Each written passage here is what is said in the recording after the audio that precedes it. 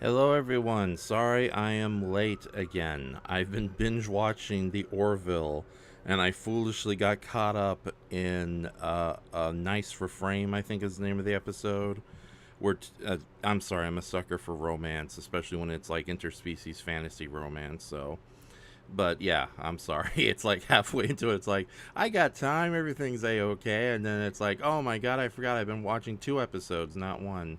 So there you go. So yeah, this is the Kaiju and art stream with your host Raf and Shoma. I did a pilot episode a couple of weeks ago, and it was interesting but not very well done, in the sense that I tried streaming on both YouTube and Twitch at the exact same time, and it didn't exactly work out. First off, my computer setup isn't the best, trying to do multiple programs like that at once.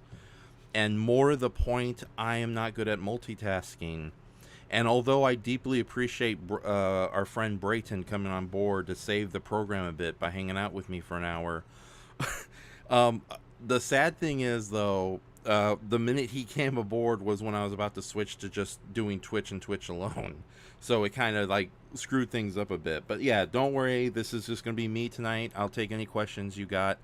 I did want to talk about Ultraman Decker and the recent Netflix film, The Sea Beast, but unfortunately, things got away from me this week.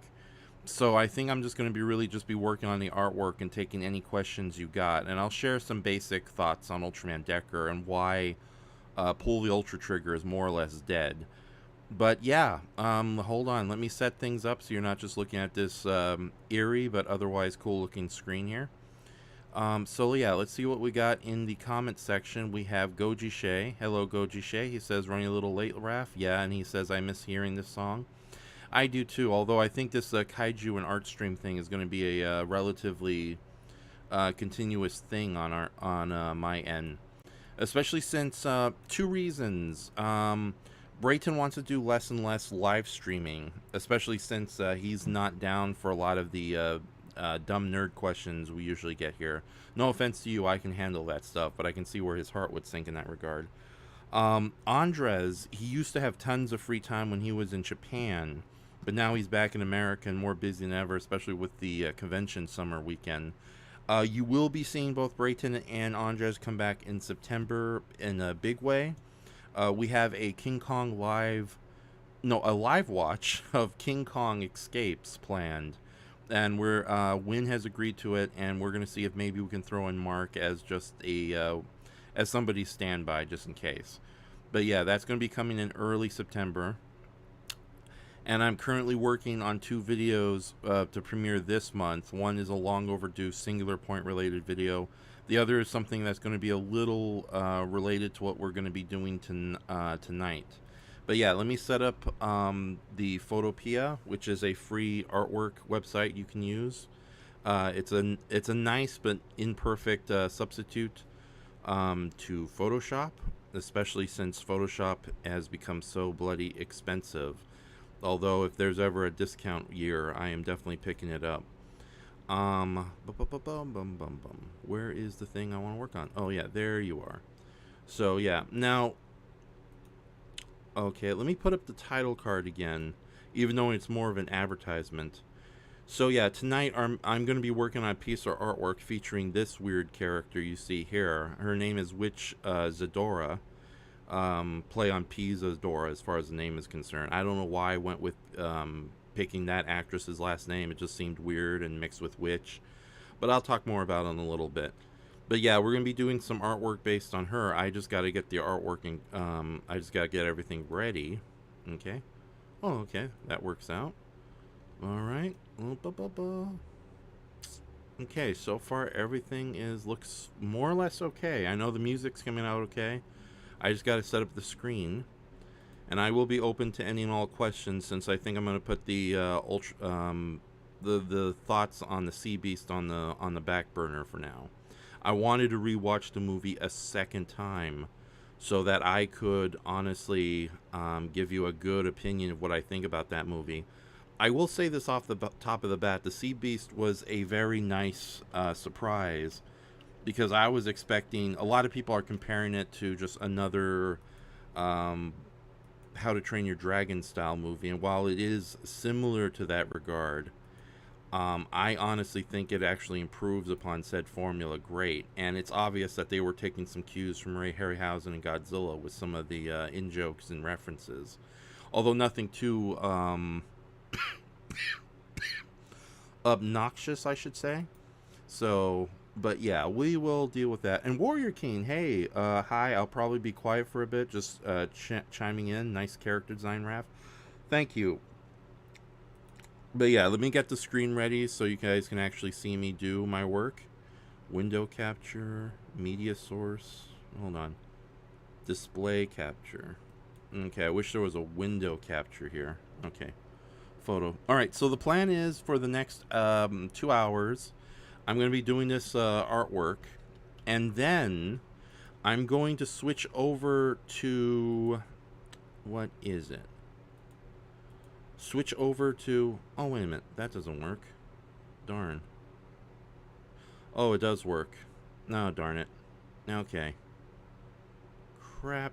Okay, hold on. Okay. This is not what I wanted. Window capture. That's what I wanted. Photopia. Name is already in use. Oh, Photopeel. True. Alright.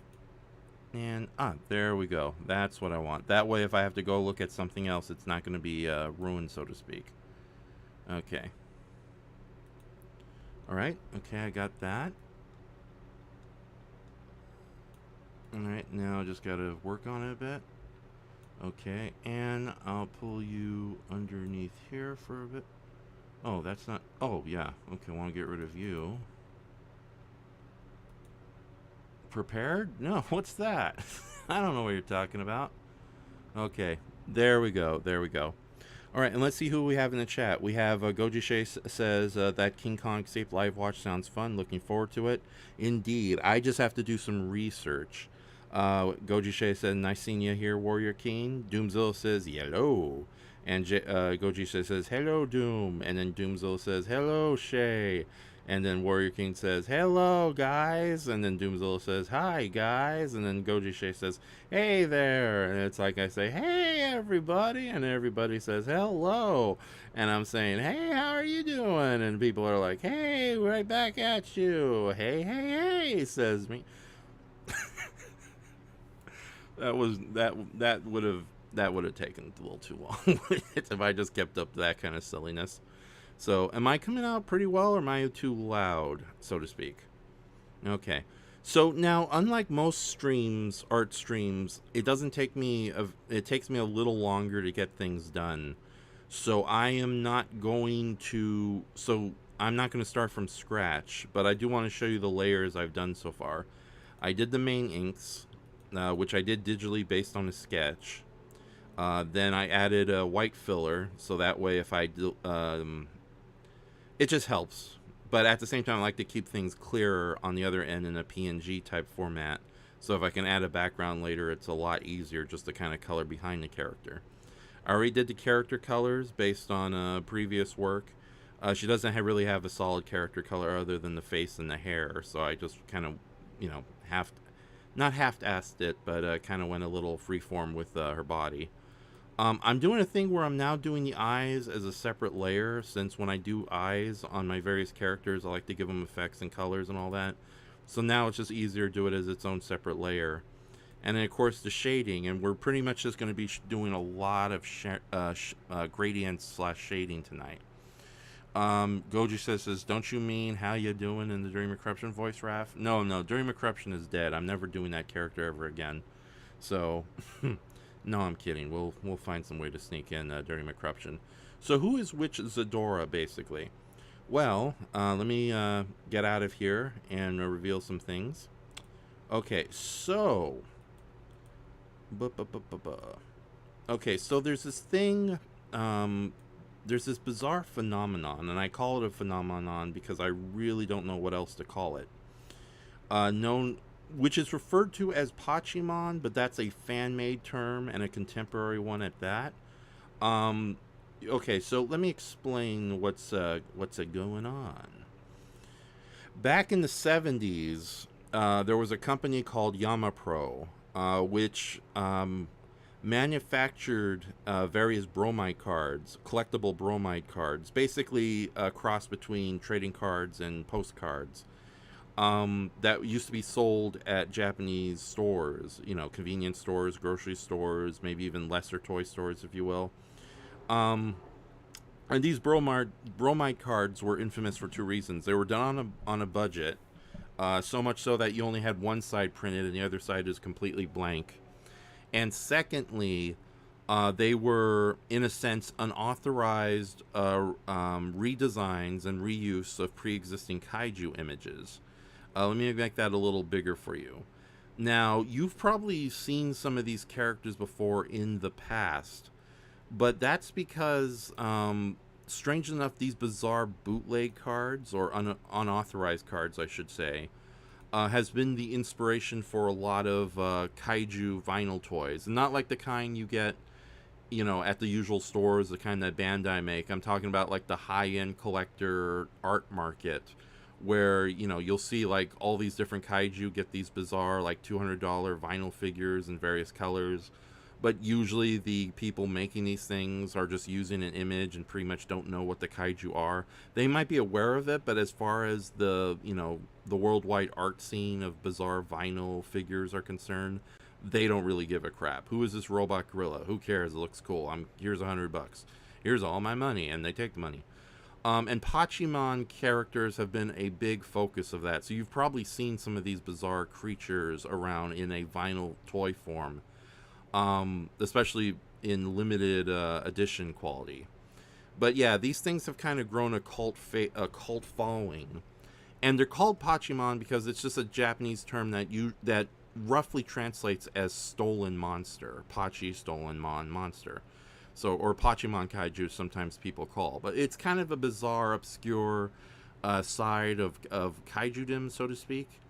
And I've kind of gotten into it a long time ago. I used to do a series of articles on my blog talking about Pachimon, focusing on each one and trying to figure out what their origins are. And it's something I do wish to return in the near future.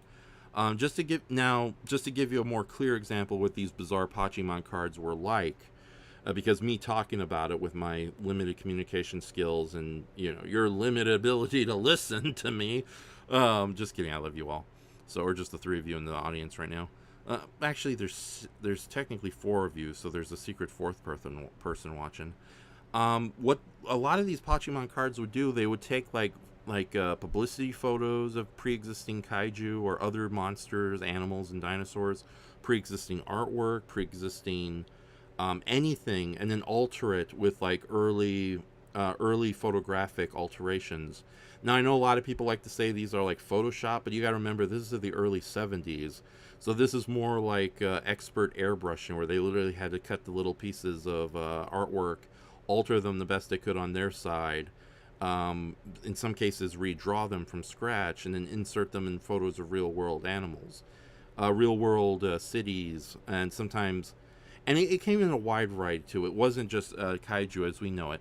Here we have on the left is a illustration from a Sonomon record based on Destroy All Monsters. Sonomon was a Sonorama, I should say, were these kind of like, you remember back in the old days when records were a thing, and sometimes there would be these children's records that would tell a story while telling you to go through a booklet, and it's like, turn the page when you hear the ding, ding. It's like Golden Books used to have that with mini records. Well, Arashi Sonoramas from a company called Arashi, they were very similar, but they were done on a much more flabby, cheaply made disc, so to speak. I guess just to kind of give it a cool red see-through appearance. But the illustrations that would come with these record book combos were utterly gorgeous. And unfortunately, a lot of these Sonorama illustrations would be repurposed as Pachimon cards by Yama Pro later. And here's a perfect example. Here's Barugon from the Sonorama record book, being barely dressed up and altered to become the monster Metton, Metton, who is there overtowering New York and probably bigger than the actual Barugon ever was.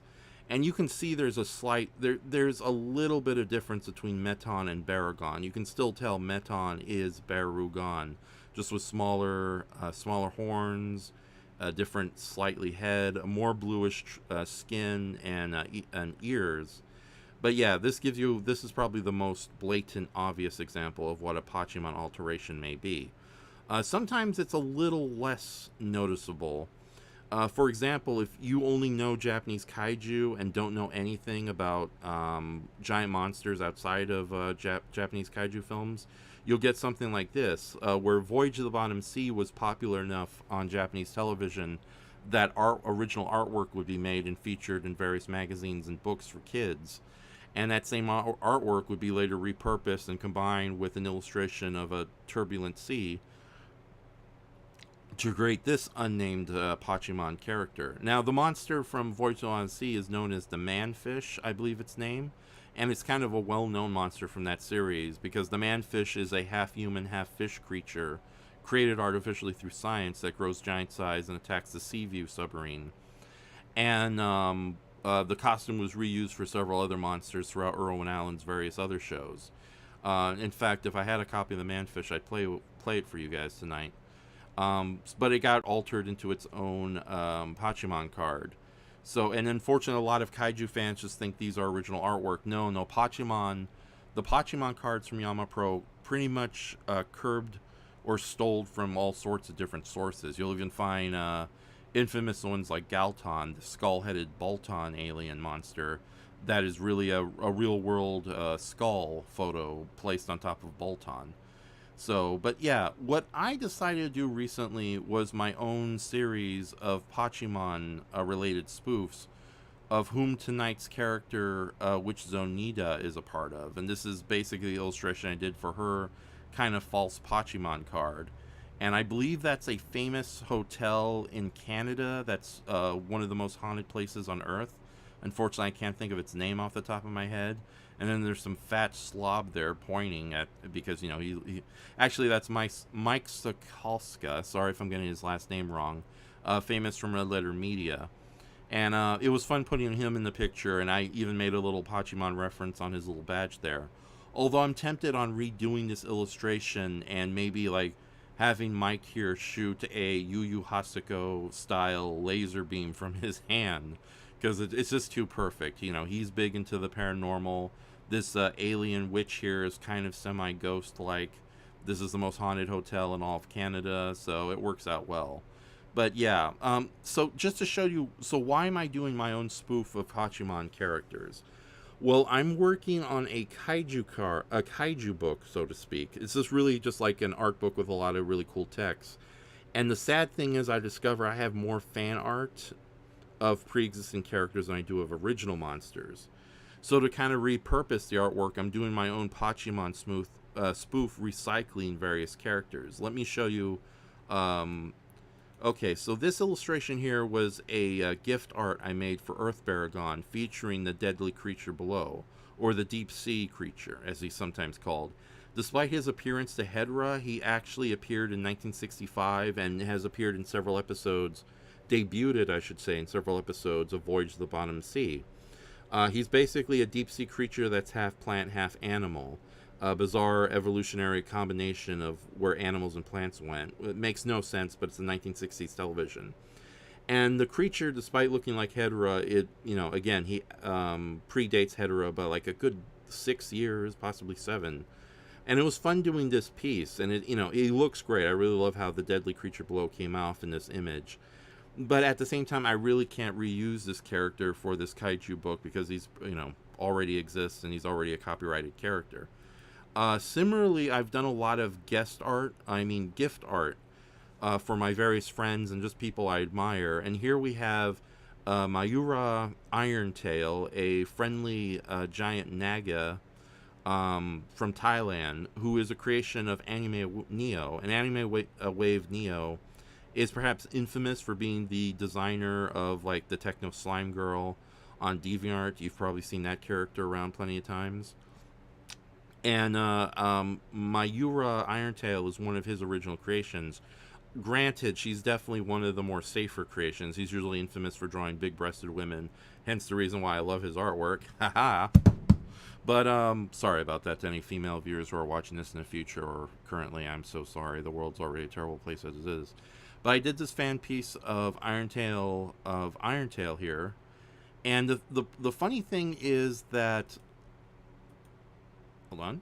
I'm going to do a side-by-side. Yeah, the funny thing is that I have a lot of these fan art pieces. Sometimes they're of original characters. Sometimes they're of other people's. Sometimes they're of pre-existing giant monsters from fiction. Sometimes they're just other people's original characters. And I got permission from Anime Wave, so it's okay. But these two, as you can see, these two illustrations were done in such a way where I just took a photograph of the original inks as opposed to a proper scan and colored over them. it's kind of a quick way to get to the illustration without having to do too much line work. But yeah, considering these two characters were so similar, I decided to take them and combine them into one character, especially since they were done with the exact same method. I ended up with the bizarre witch Zenodia here. Now, just to let you know, another thing about the Pachimon spoof series I'm doing, which I'm calling Pachishoma. Oh, hey there! Hey! Damn it! I'm terrible with names. Nick, there you are. Hey, Nick, it's good to have you in the chat. So, all right. So, yeah, Nick is here, and he has his own Twitch channel where he does a lot of gameplay. It's under Jensen VT, I believe. But yeah, Nick, if you want to plug in your own little network, go ahead and I'll reread it. Let me check out some of these comments before I continue. Okay, Warrior King says, I think the blue and green color scheme works well for her. Thank you. Ugh, stupid cat emoji. That's okay. I thought you did that on purpose. Goji says, I see a little bit of similarities to Pakasari and Meton's design too. Yeah, don't forget, these are the early 70s, so Meton predated Pagasari by a long time. So, oh yeah, and Nick says, laugh out loud, I was wondering if you remember that's my name now on here and on Twitch. Yeah, sorry Nick, I almost when I get a little too excited or nervous, I tend to forget things. I almost called you, hey look, it's the husband of Laura. Oh, I almost said Nora, damn it.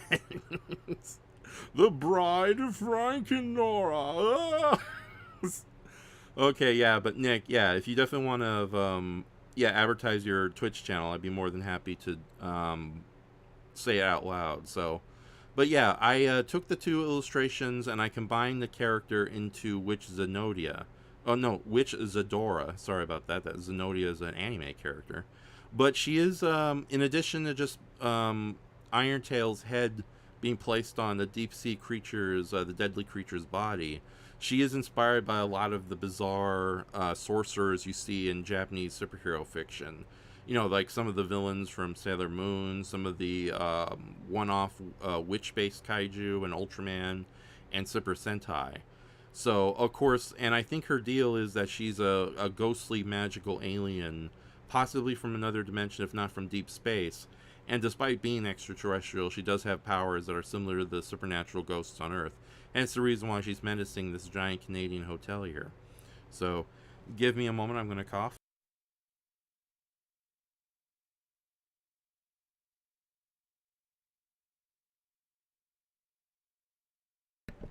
Alright, sorry about that. I still need to actually see Pakasari myself, says Goji Shay. Yeah, I think there's a free subtitled version of it currently available on YouTube. But other than that, yeah, I don't know where else you could see it, and I definitely will not be playing it on the Twitch side after we're done with YouTube here. I don't know what we're going to be playing on Twitch later, but for the late night show, I'm going to play a couple of kaiju related stuff. But I'm so ill prepared that I don't know what exactly we're going to be watching.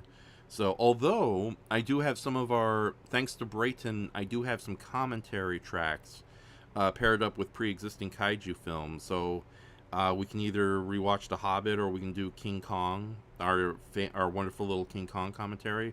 Or better yet, we'll see what happens. We also have a commentary, a humorous commentary track we did for King Kong versus Godzilla with me, Brayton, Andres, Gorizard, and Mark Rivers. But yeah, let's see what we got. Nick says, finally got to see Doctor Who Genesis of the Daleks. Really enjoyed it. Oh, nice. And then and then he replies to Goji Shay, same. I've been only reading the book about it.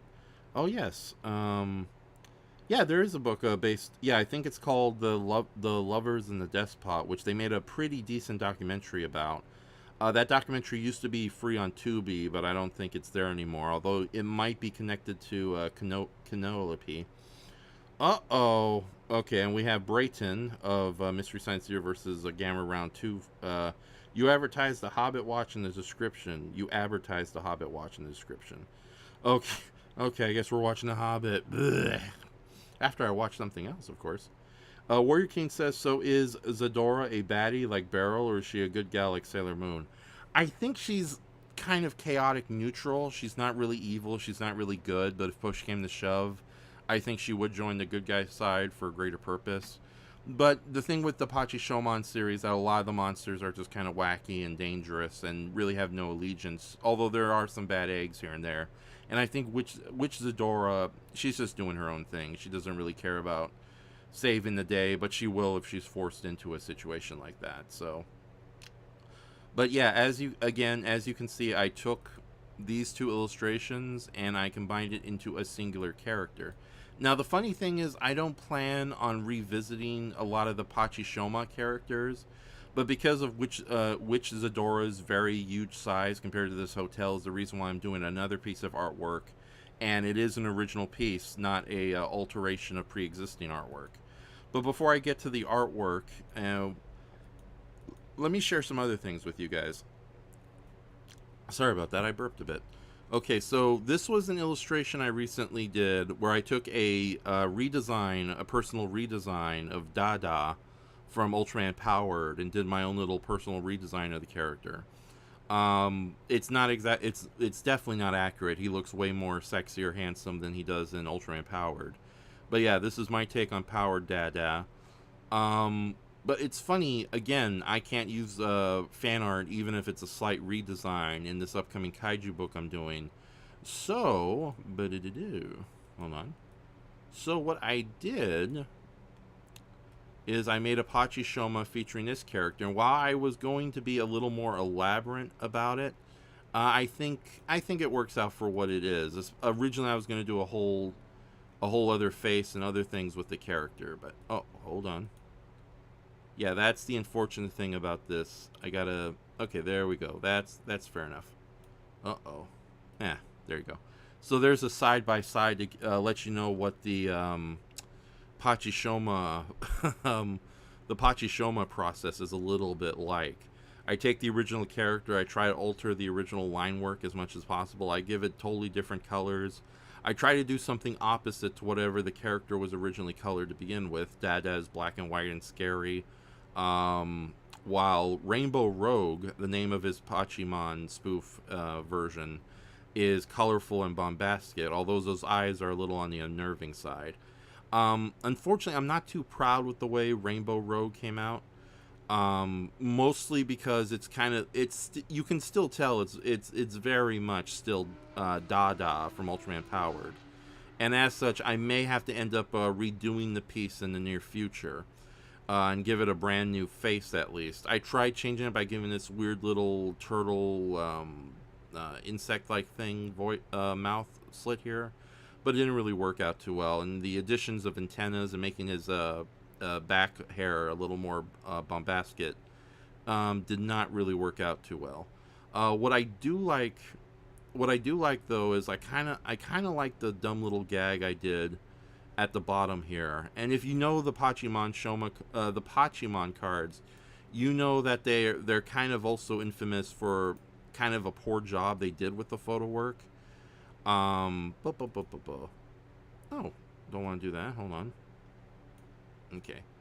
In the sense that, yeah, these monsters in the original Pachimon cards, the monsters are attacking the city and everything, but they insert a lot of photoshopped individuals that clearly are not reacting to the mayhem that's going on.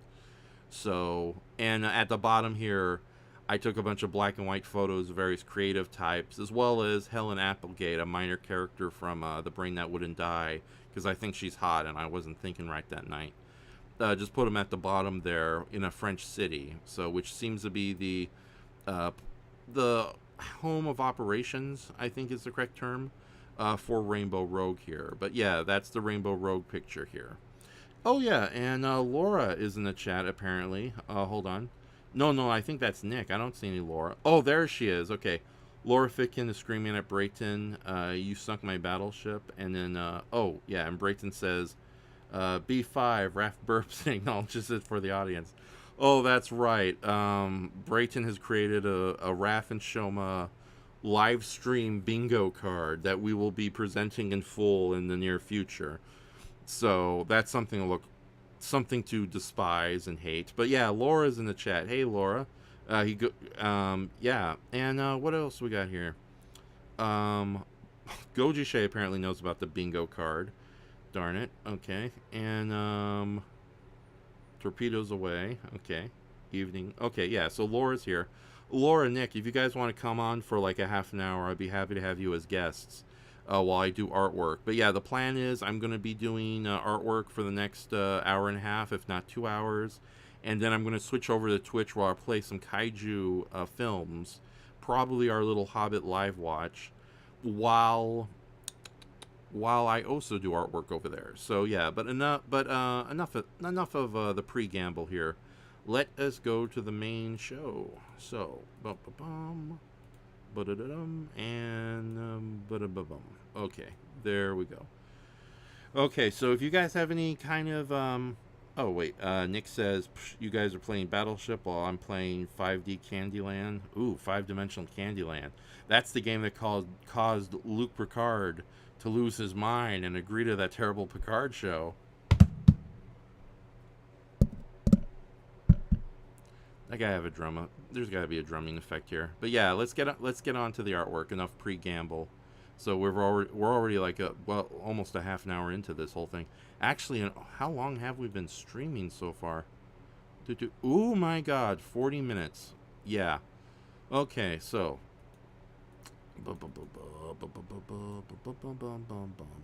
Always get stuck in the gummy cavity minefield.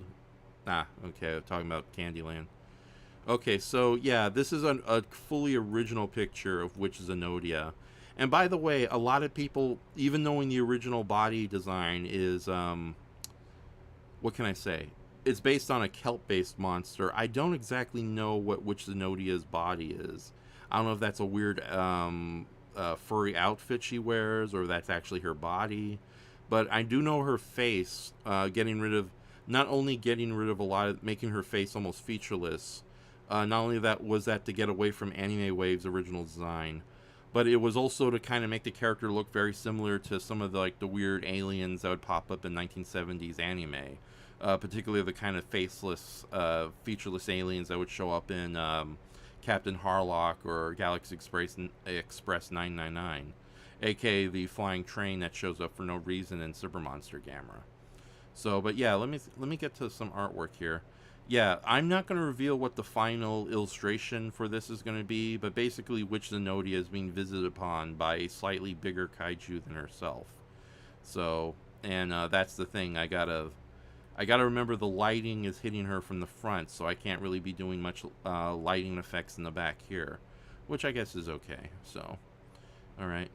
So, okay, so let's see what we got here. Is that a rim shot machine still out of commission, Raph? No, the rim shot, I don't know if I know I have the file for the rim shot machine saved somewhere, but I'd rather save that for like the upcoming King Kong, the King Kong live watch we'll be doing probably later at the month, if not early in September. But like I said, I have a Singular Point video I gotta finish, and there's another shorter video I want to do related to Pachimon. Much better than the rambling bullshit you just got from me here. But yeah, let me get to work here. So yeah, 2 hours will be here. If you guys want to ask me questions about kaiju or giant monsters, by all means, go ahead. Like I said, I was going to talk about Ultraman Decker and the Sea Beast, but I think I'm going to save that for later. And guess what, Brayton? I'm just going to edit the description and do whatever the hell I want. So,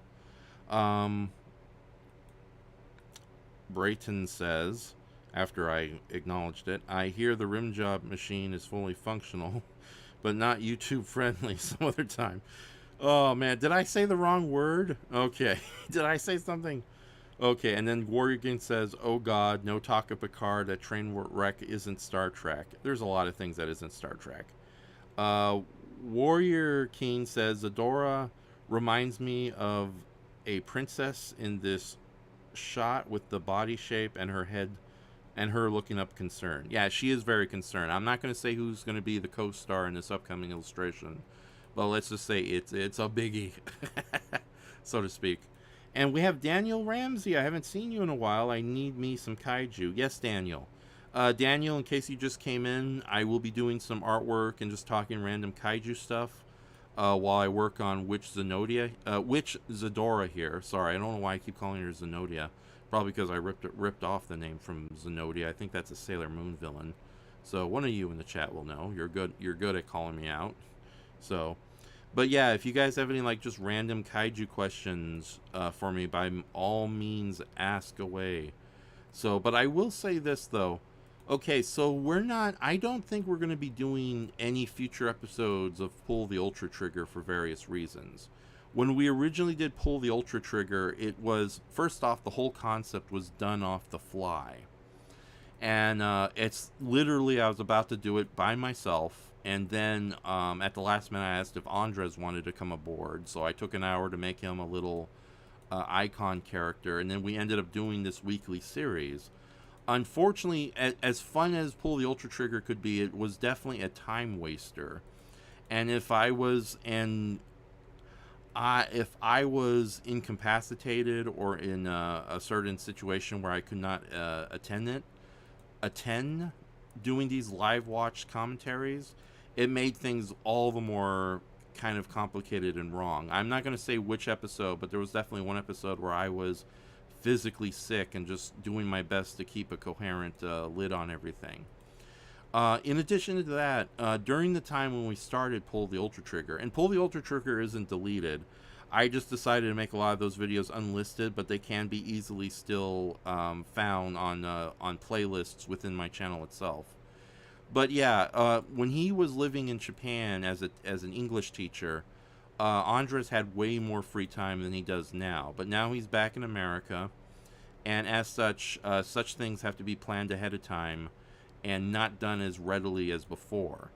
I'll also be honest and on the record, me and Andres had a bit of a kind of a tiff-taff a couple of months ago.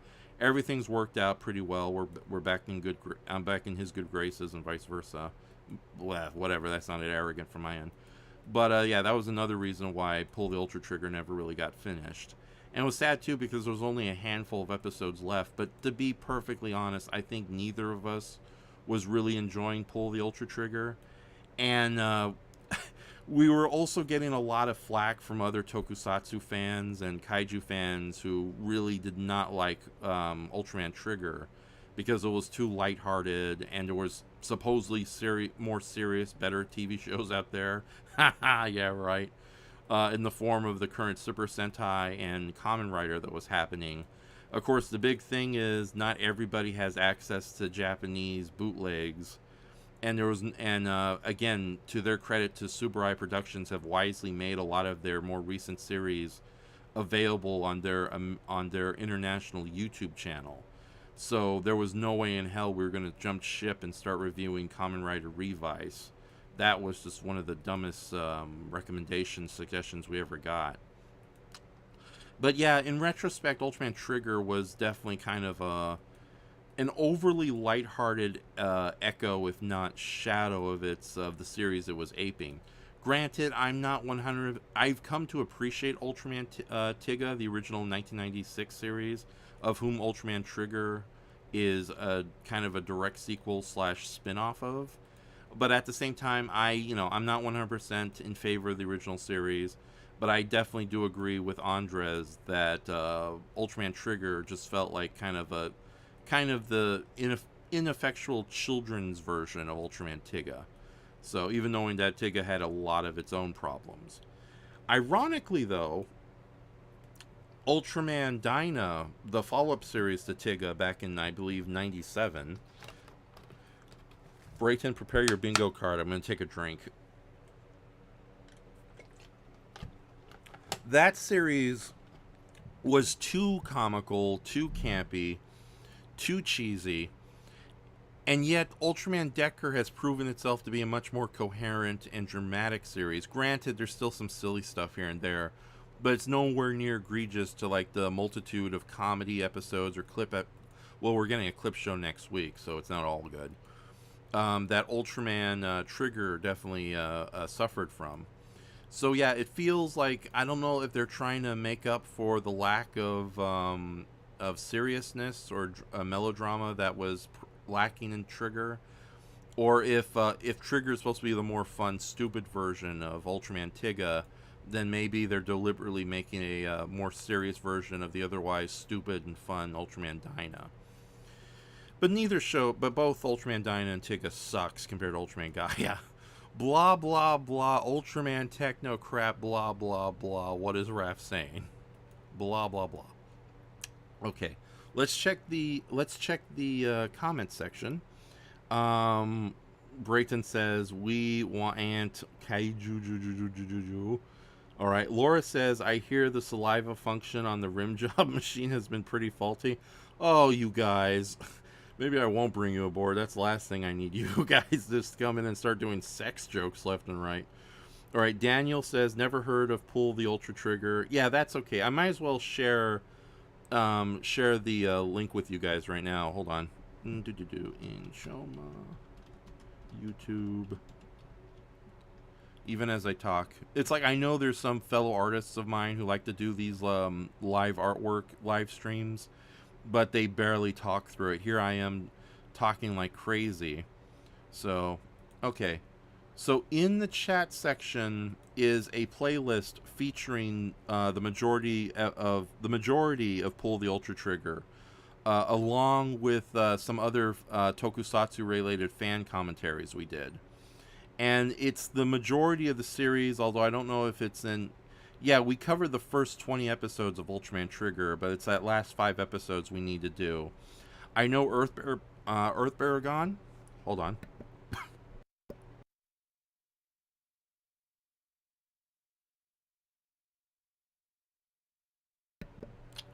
Earth Baragon has made a request that we at least watch the Aberos versus Benali episode of Ultraman Trigger.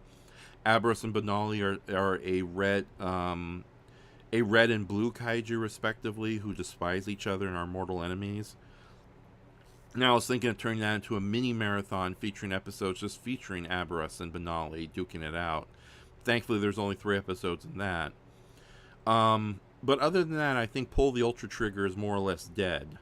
So yeah, but I only unlisted the videos, and they have their own little live stream there. And I might reincorporate the audio and make future videos out of these episodes. Okay, so let's see what else we got here. Warrior King says, I assume Zadora was some form of Eldritch space creature who shaped her body into a witch/princess type form. Kind of like if Cthulhu type elder god decided to assume a more appealing form. Not really. I think she's always been looking like that, but again, she's a weird magical alien, so she's not... So yeah, she's kind of on the weird side. Hold on, let me zoom out and show the body again. I just think she's just... I don't know, I think she's like an H.R. Puffin stuff or a Sid and Marty Krofft villain. She just wears a weird outfit over her alien body.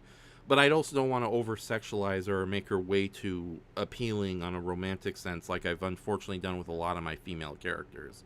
So I think maybe this bizarre humanoid face on this kind of bizarre blobbish plant body works a lot better. So this audio will be used against me in a future court of law. I know it. It's okay. Oh, darn it. One at a time. Okay. I will be reading comments in a moment. Let me just prepare this here.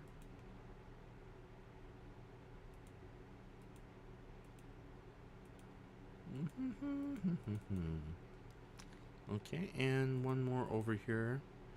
Yeah, usually I would oh, that's not gonna work. Alright, I guess I gotta do it one at a time because of the way everything's set up. Okay. Alright, let's see what's in the comments.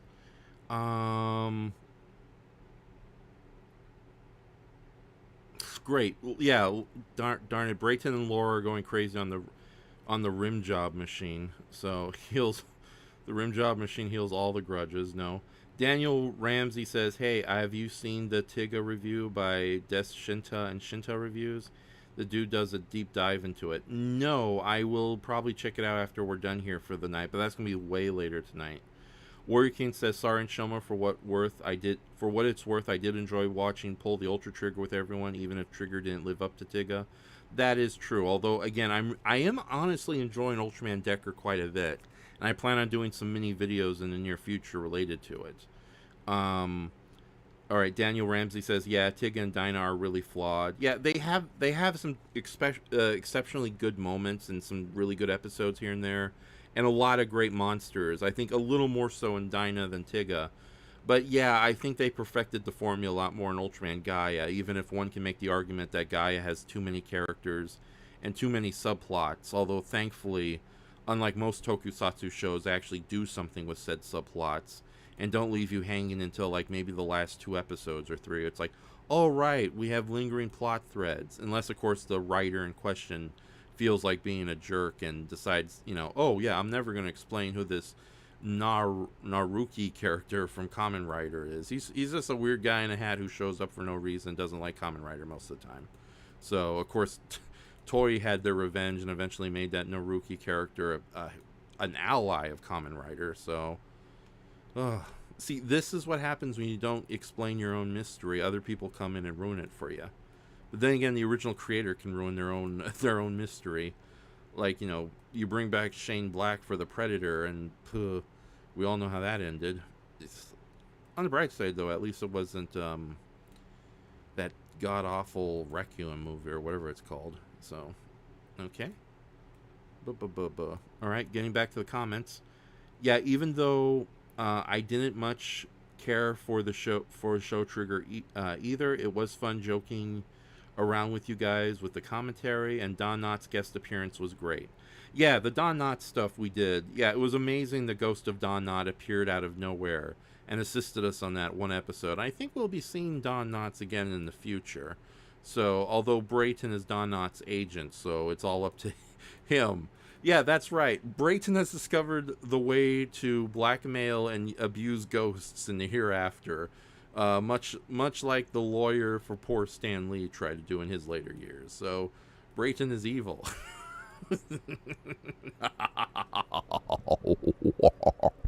Okay. All right. Goji says didn't much care for the Trigger show either. Okay. Daniel Ramsey says HR Puffin stuff. Oh man, that's a show to watch, indeed. Brayton says the first season of Ultraman Decker and the final season of Better Call Saul are honestly the best things going on right now. Big television. Better Call Puffin stuff is also very good. Okay, sure, Brayton, whatever you say. Laura says, did Puffin stuff call Saul when they sued McDonald's for copyright infringement? Oh, that's right, yeah. Funny story, nothing Kaiju related whatsoever, but Sid and Marty Krofft had a big beef with McDonald's back in the 70s, because the early McDonald Playland commercials were way too much like HR Puffin stuff. And I know Yesterworld Entertainment did a really good video on the whole on that whole ordeal, as well as just the history of Ronald McDonald and the Playland thing before it was completely phased out, thanks to Super Size Me. Probably for the better. It's a little weird your fast food restaurant has children mascots. So in moderation, it's okay. But yeah, it was getting a little too much with McDonald's, and I grew up in the 80s when it was acceptable. Ugh. So,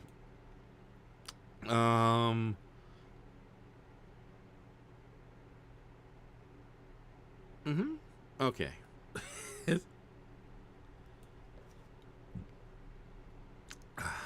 Okay, I'd love to play some music in the background, but the last time I did that, unfortunately, YouTube gave a copyright strike, and I kind of want to avoid that as much as possible. Although apparently Legend of the Dinosaur music is no longer as public domain as people used to think it is. So that might be something of a scary thing in the future. Will I stop using Legend of Dinosaurs as my unofficial theme song? No.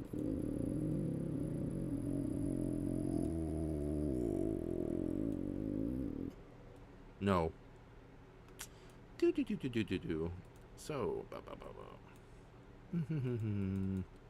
I don't know why I've come to like Witch Zadora quite much. I don't know. I think it because, again, her design, even though it's repurposed from two completely different sources, she does remind me a lot of those kind of like melancholy. What's the name of the guy who created Galaxy Express 999? Leiji Matsumoto, I think his name is.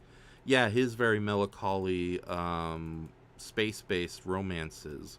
she does feel like kind of like a weird semi-villain from one of those series. Although again, I think she's way more, probably way a little more pleasant than her name and her appearance would imply. So, by the way, since you guys are so nice, I think I'll spoil what this illustration is going to be.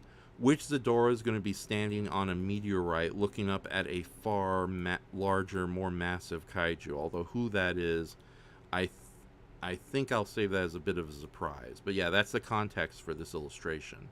So, and I still got to add some kind of effects lighting. But I'm going to be doing this throughout the night because yeah, I plan on doing the live the kaiju airing that I'll be doing on Twitch TV around around 10 o'clock. I think is going to be definitely go into the night.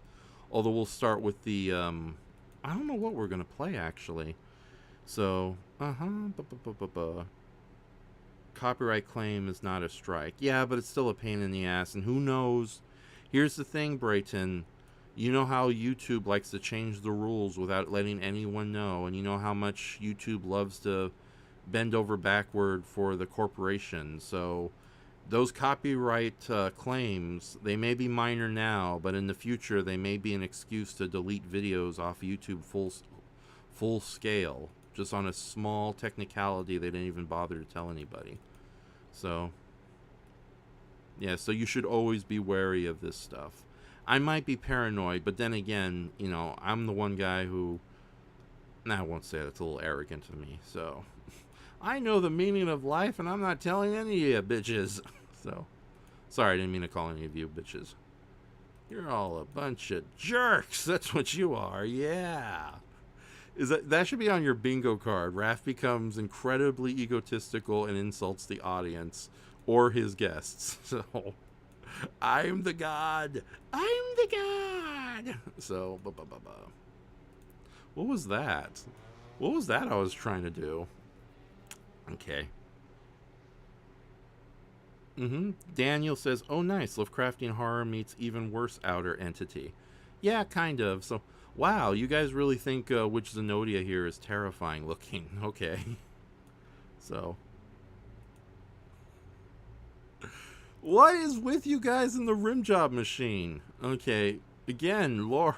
You know, I'm almost tempted to bring in Laura and Brayton and see what horror they'll do for like at least 40 minutes before I head on to the live watch show.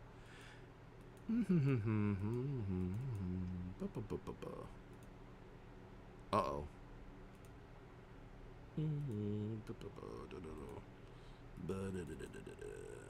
You know, it's a sad thing, too. I wanted to play some kaiju-related videos, like short commercials and all that, but I don't know how that would go. And I'm not exactly... Like I said, I'm kind of very ill-prepared here, so... Alright, Laura said no, and Brayton said no. Okay, that's okay. I can entertain you guys.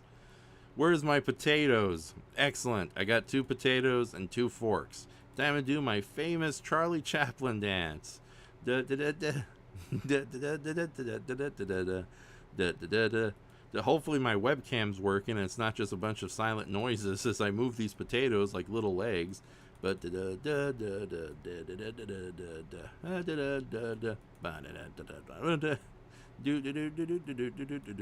okay, enough of this. These potatoes are annoying me. Go away, potatoes. Okay.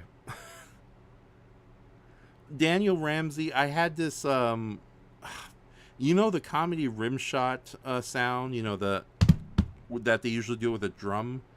I had a file for comedy rim shots that I used to use for some of my late night streaming programs with my friends. I haven't used it in a while, but I do plan on bringing it back for the King Kong live watch we'll be doing. But basically, whenever a bad joke or a pun was made, it was used. Hold on, let me see if I actually do have the comedy rimshot machine around, just to keep you guys calm and passive, or at least the 2 people who suspiciously look like they could be little brother and older sister. AKA, yeah, Brayton, Laura. I'm sorry to say this, you 2 look like you're related. Like Laura's the older sister and Brayton's the younger person. So. That is so weird. But then again, I've never seen you together in the same place So for all I know, you're the same person. Music, comedy, guest entrance. Huh. I don't wow, I don't have the comedy rimshot machine. What is this? Oh, okay, yeah. This is the Herald fanfare. Music from Space Ghost Coast to Coast. That I was going to use whenever I brought in a special guest on. Space! And I threw in some Tim Curry in there. Space!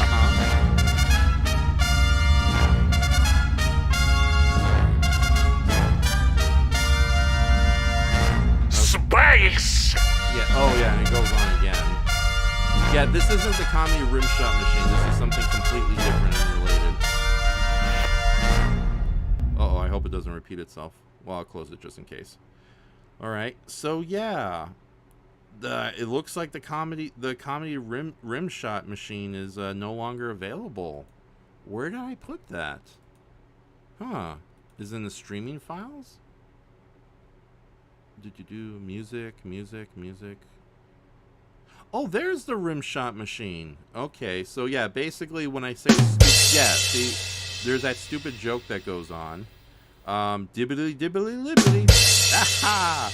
Hey, why did the bee get a big butt? Because it's a bee and bees have adamants. Adamants is an insect terminology for butt, even though insects don't really have butts, as humans have butts. Hey! But, on the other hand, insects, yeah! So there you go. And it just keeps going on like that over and over again until you eventually get to the ending. I'll just let this play so you guys have some idea what the hell the comedy rimshot machine is.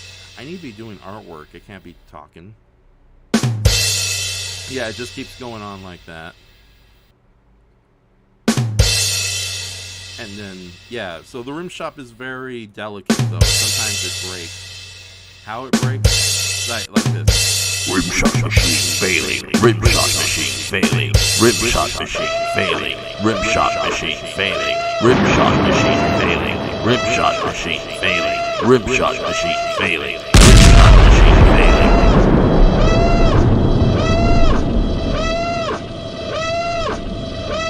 And everyone's dead. Yeah, the unfortunate thing about that is back in the old day when I did live streams, I could actually had a second computer where I could play music and sound effects independently so that everyone can hear them. Granted, it was not perfect, but with this current OBS setup, I can't play. You can hear the music I play, but my guests and other people I bring into chat rooms, they can't hear the music whatsoever. And hence the reason the comedy rimshot machine no longer serves a purpose. However, I recently discovered a way to burn CDs and have them play on regular boomboxes. So maybe the comedy rimshot machine may return in the future. How? I don't know. When? Soon enough. But we'll see. We'll see. So oh, I bet everyone in the chat is just utterly angry about everything I just did in the last couple of minutes. Let's see what's going on. Okay, Warrior King says, someday I want to commission a pic of one of my OCs hugging this adorable space horror. Oh, that's okay. Yeah, I'd be up for that. So, Gojisha says, it sounds like you like to sing about the moon and the Juna and the Stringa Raft. Yeah, I don't know why that song gets stuck in my head. It is an adorable owl, though. Okay. What else we got here? Daniel Ramsey says, oh, now I get... Oh, talking about the rimshot machine where he did that. Laura says he ate those potatoes like 2 hours ago. I don't know why he's lying to us. Laura, I like potatoes. There's always potatoes around. So, ooh, mashed potatoes. I could really go for some mashed potatoes right now. Put that on your bingo card. Raph fantasizes about food. Okay, so you still owe me a pizza, guys. All right. Let's see what else is going on. Not gonna read that. Okay, haha. Okay, so that's weird and so cool. All right, talking about the trumpet herald. He almost said job again, so I'm not gonna read that, Brayton. Oh man, that's loud. That's super loud, dude. Okay. The lucky ones are now deaf, says Brayton. And then that's abnormally loud, Raph. Yeah, why did the rimshot machine come out so loud? Maybe because I made the file that way. Actually, that's a good thing. Because one, I hate you all and I want you to be deaf. But more to the point, no, I don't hate you all. I like most of you. So the others I tolerate, but most of you I like. Um, it's so funny that I think Laura and Brayton are secretly brother and sister because not once did they react to my bizarre theory.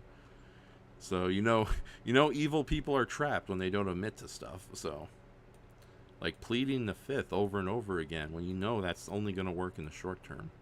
So, oh darn, I think we're practically done.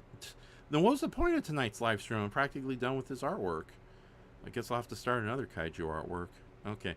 Oh, yeah. Okay, hold on. Yeah, maybe I can do a little bit of backlighting. Yeah, nothing major, just a little bit. Okay. And around here. I didn't like the way that came out. Hold on. Okay, so there's an artist online named Queen Zadora, but she's better known as Rosie and Zapata. And she's been a long time acquaintance of mine, a friend too, but unfortunately I haven't kept up conversation much on my end. But she did give me a really cool tip that when you're doing gradients for characters, sometimes you might want to give them a purplish hue as opposed to the usual gray, because it comes off looking better in both visually on a computer monitor and also in the printing phase. So what I usually do is, in addition to the gray gradients, I will copy it, make a second version on a different layer. All right, multiply it on. Oh wait, no. That's already multiply the new layer. I sometimes call it just rosy gradients to separate it from the regular gradients. Nothing weird about that. Okay.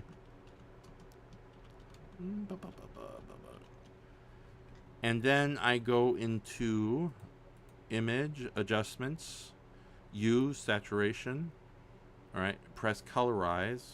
It will colorize it to a certain color, and I will take it into a purplish hue.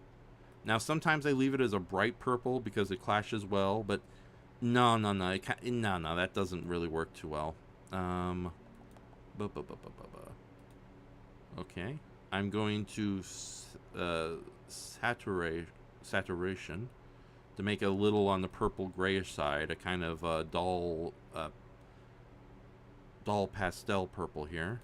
Okay, that's a little better. You can kind of get a little more darkness here. And then copy.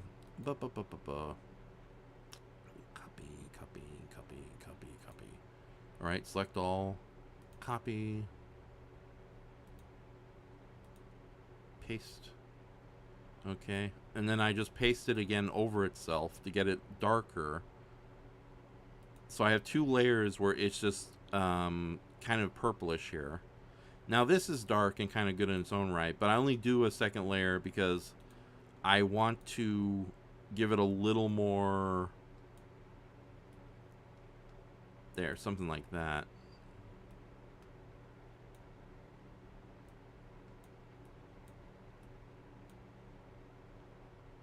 Okay, and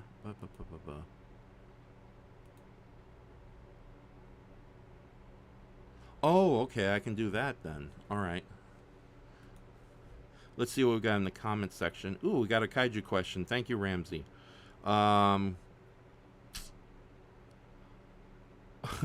Laura says, make sure you hire better lawyers than him when you sue Raph for defamation.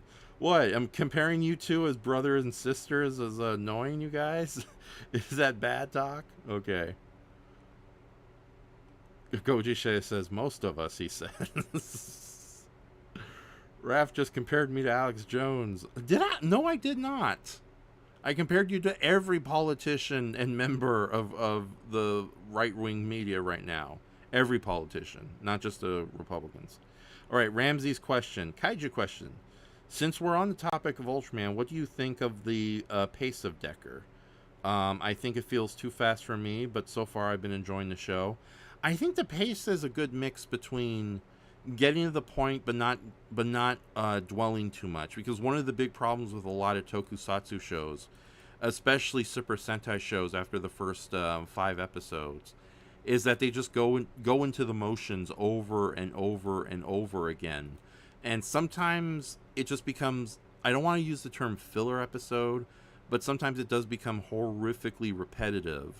The original Go Busters, that Super Sentai, which would later become the basis for Power Rangers Beast Morphers, my god, they just repeated the exact same storyline every 3 episodes and expected us not to notice. And from what I understand, that show had a lot of behind the scenes troubles, especially since the toys were not at all selling with Japanese children. Um, Hence the reason the show.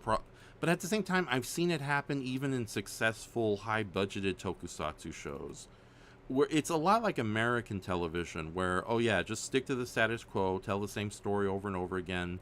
Doesn't matter if they binge watch it or it's an episodic series, the suckers are going to come and eat up this slop anyways, that kind of mentality.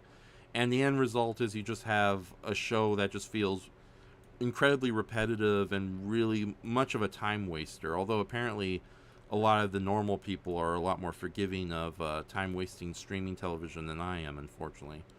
But it's something that I know Red Letter Media and other internet reviewers I've been watching lately have really done a good job at stating that, yeah, a lot of these streaming shows and just television in general just spins the same circles over and over again. And you might get something interesting in the last season. Oh crap, now I'm talking about why I don't like television. Darn it. Oh, monstrosities. Hey Matt, Raph, did you get those Amazon books ordered? Unfortunately, no. There's some family issues that I had to use the money elsewhere. But yeah, the double question marks. It's not a matter of life and death, Matt. But Matt, it's wonderful to have you here. Hey, how you doing, buddy?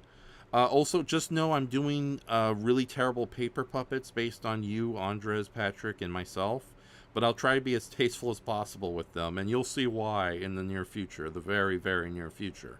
So, okay, let's see what else we got. But yeah, no, I honestly, hey Matt, how you doing, buddy? If you want to, okay, I'm just going to throw it out there, Matt. But if you want to, if you want to come aboard, I'd be happy to have you for 20 minutes. Okay, but that's highly unlikely, dude. You're about to probably take the dogs out for a walk because I got cameras set up in your house and I see everything you're doing. But yeah, no, I plan on getting those books sometime in the near future. Just right now, other things got in the way, unfortunately. So, hey, Doom Shay, says Matt. Okay, Brayton says I have my lawyers text his lawyers the entire chat. Oh my god, it's like Heroes on Wheels. I think that old Jackie Chan Sumo Hung movie where the battling lawyers, the minute the case is over, they're having lunch together.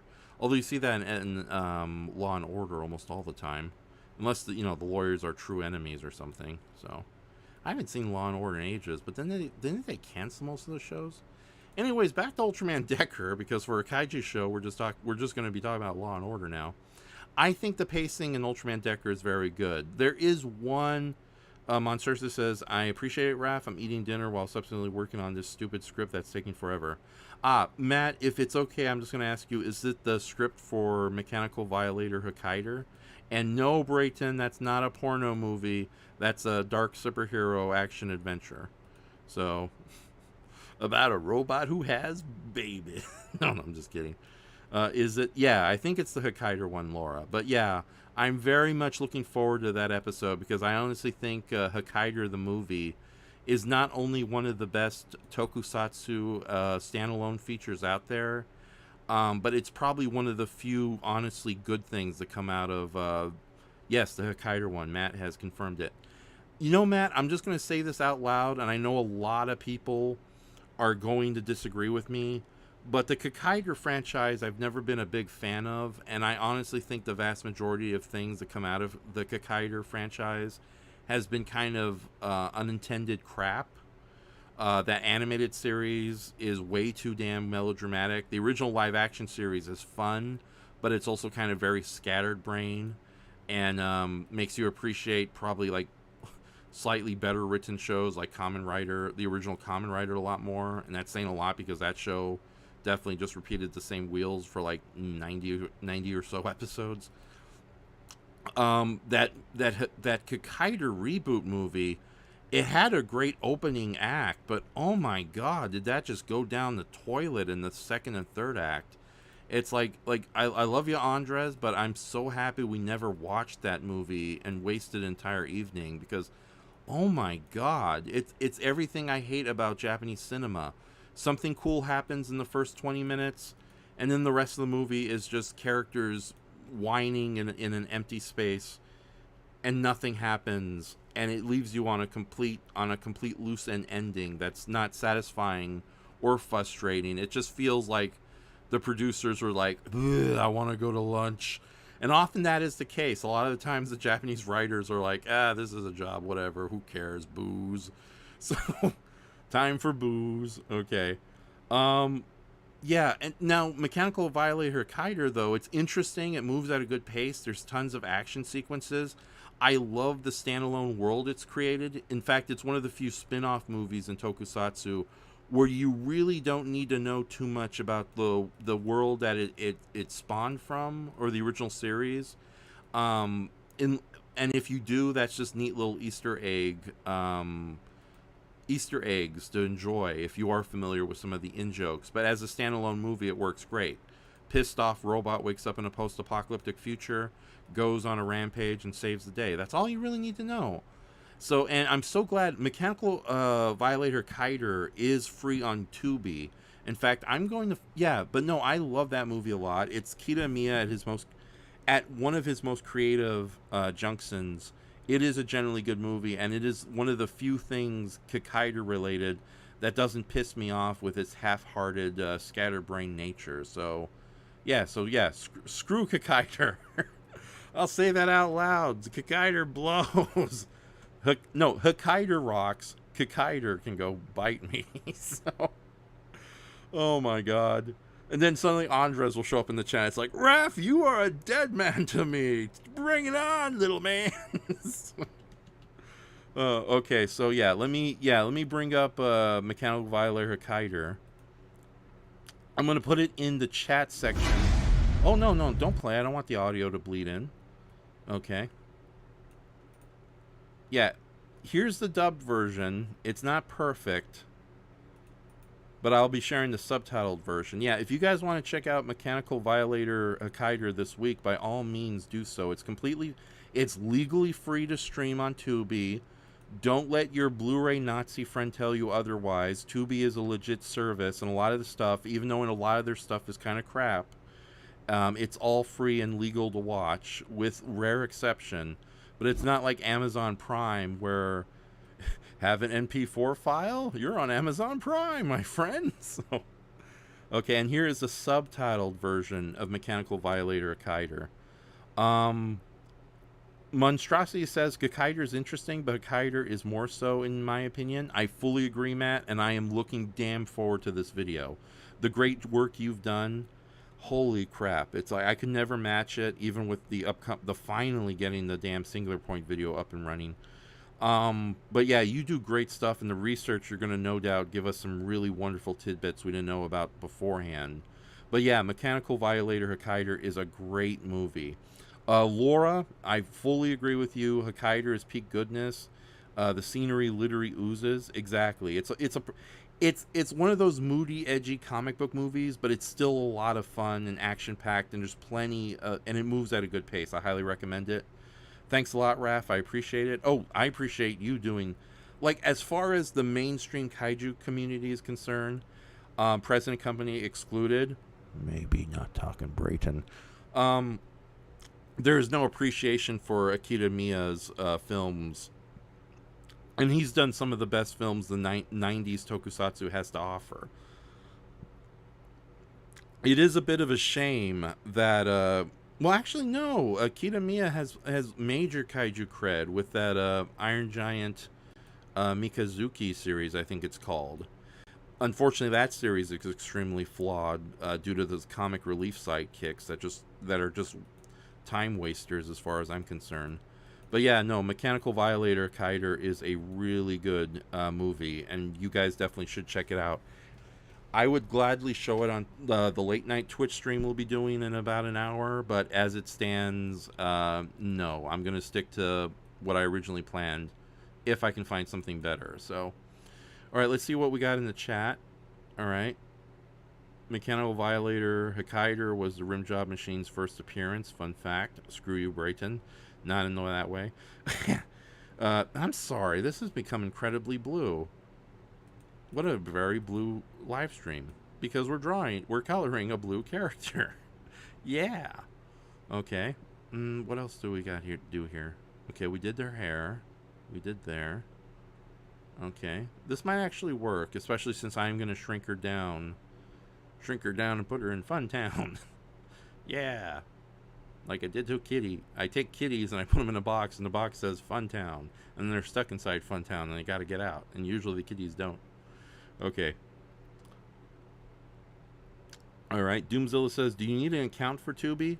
Doomzilla, for the most part, you can just watch Tubi as it is. But they do give you full streaming options if you do get an account. Some things you can't watch easily, but for the most part, a lot of Tubi's movies are free to view if you have an account or not have an account. And also, it's okay to have an account because then you can make a library of stuff you want to watch, because there's a lot of weird obscurities on there. And tons of Mystery Science Theater, too. Free Mystery Science Theater, along with Riff Tracks and Cinematic Titanic. So if you enjoy that show, Tubi's the way to go. But yeah. All right, and then okay, Goji Shish says the Rimjob Machine is going to be your main takeaway from tonight's stream, isn't it, Brayton? And Brayton says, I am a proud owner, just passing on the good word. All right. And then Laura, the older sister of Brayton, says the Rimjob Machine only gives, it never takes away. Okay, we're not going to talk about the Rimjob Machine anymore. You guys asked for it. I played it. You all screamed and begged because it was too loud. That's a good sign, meaning that if I do put it on a CD and play it independently, it can be heard by my guests. So, but yeah, no, I want to get back to you, Ramsey, if you're still in the chat. I'm sorry that we got into a weird conversation about how much, you know. Ramsey says, my response, yeah, that sucks. I notice a lot of shows suffer that same thing. Then again, it makes it a weekly programming for repetitive information to cycle a bit. Been rewatching Gundam 00. Oh yeah, Gundam 00 isn't half bad. No, Brayton, I'm not talking about Zillafoot. Tonight's not a Zillafoot stream. Okay. All right. Yes, Ramsey, you're still here. Yeah, and I am up for more Kaiju questions. I'm here for another hour. So unfortunately, it looks like we're practically done with which Zadora here, unless I go and do like little shades. But for the most part, most of the lighting is done. The only thing though is, okay, hold on. She is looking up at a massive monster, and it is a glowing light from the said monster. So, all right, hold on. I'm going to try a little cheat here and see if I can get away with this. Okay, I copied and pasted just her colors. Okay, I'm going to darken it to pure black. Okay, oh, that's right, the eyes are separate. Okay, and then I'm going to alter the color to yellow. Needs to be a warmer yellow. Oh, okay, that's fair enough. Okay, well, that's kind of interesting.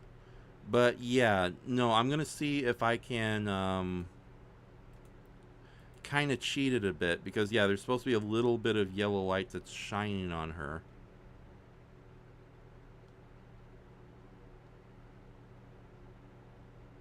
That might not work out too well, though.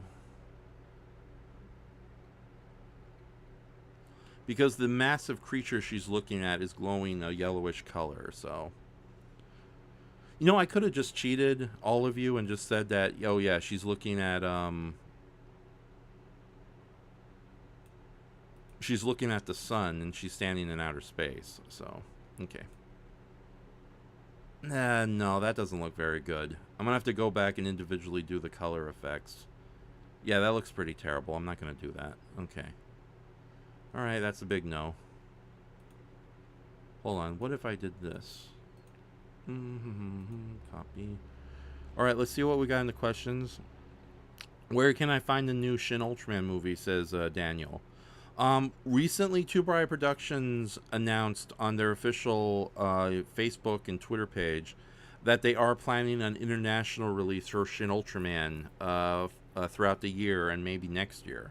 So just wait a little bit longer for further information. It looks like Shin Ultraman might be given the same treatment that Shin Godzilla got, being released in American theaters. Limited releases, but not ridiculously limited, hopefully. So, but we'll see we'll see how that goes. But yeah, it's nice that we're gonna finally get some Ultraman back on the big screen. So, okay, hold on. I'm gonna try something here. Okay, I copied the line work, put it on top of the other layers. Okay, I'm gonna do the thing where I colorize it again. Gonna make it into a golden orangish color. Yeah, that's kind of okay. Alright, and I'm going to take my eraser and it might help the effect a little more. If not, I'm going to have to go back individually and give her colors here and there. Okay. Huh. Okay, and then... Whoop, whoop, whoop, whoop, whoop, whoop. That way I just see the new set of lines I just copied. Okay. Make my eraser a little bigger.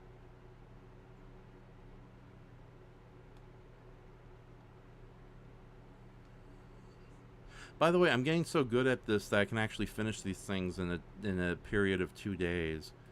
So yeah, I'm gonna get back into the commission circuit and see how well I do there. So that's a little better, but it kind of sucks. Okay, it's okay, but it's not great. Yeah. All right. Nah. What do you guys think? Does that look like she's looking at the sun and the sun is shining on her? Does that just look like a terrible Asylum film style digital effect? And I should go back and give her like a real decent color job, of lighting job. So we'll see what happens. That sounded weird. I apologize. Okay. Oh, another question from Goji Shay. Okay, I have a kaiju question, Raph. You big dummy. You big dummy. What are some of your favorite animated movies that have kaiju giant monsters to them? Ooh, good question.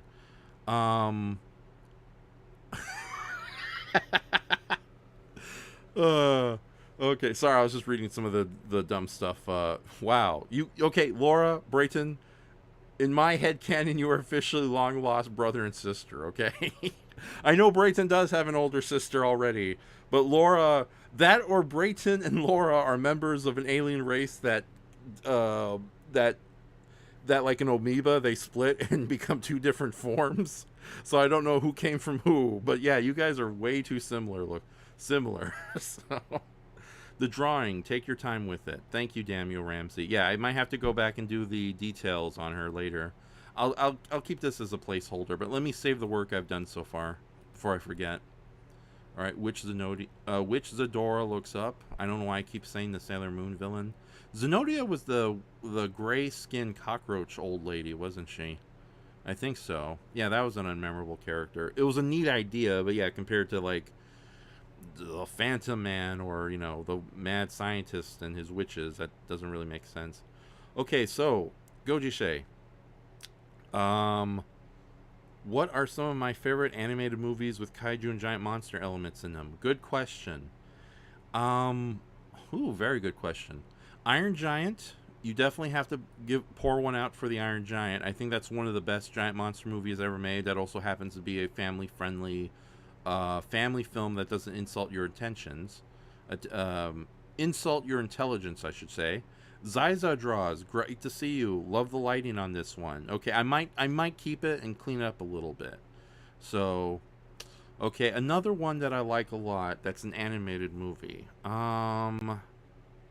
The Sea Beast from Netflix was really good. Um. Oh yeah, Daniel Ramsey brings up Ultraman USA, also known as Ultraman: The Adventure Begins.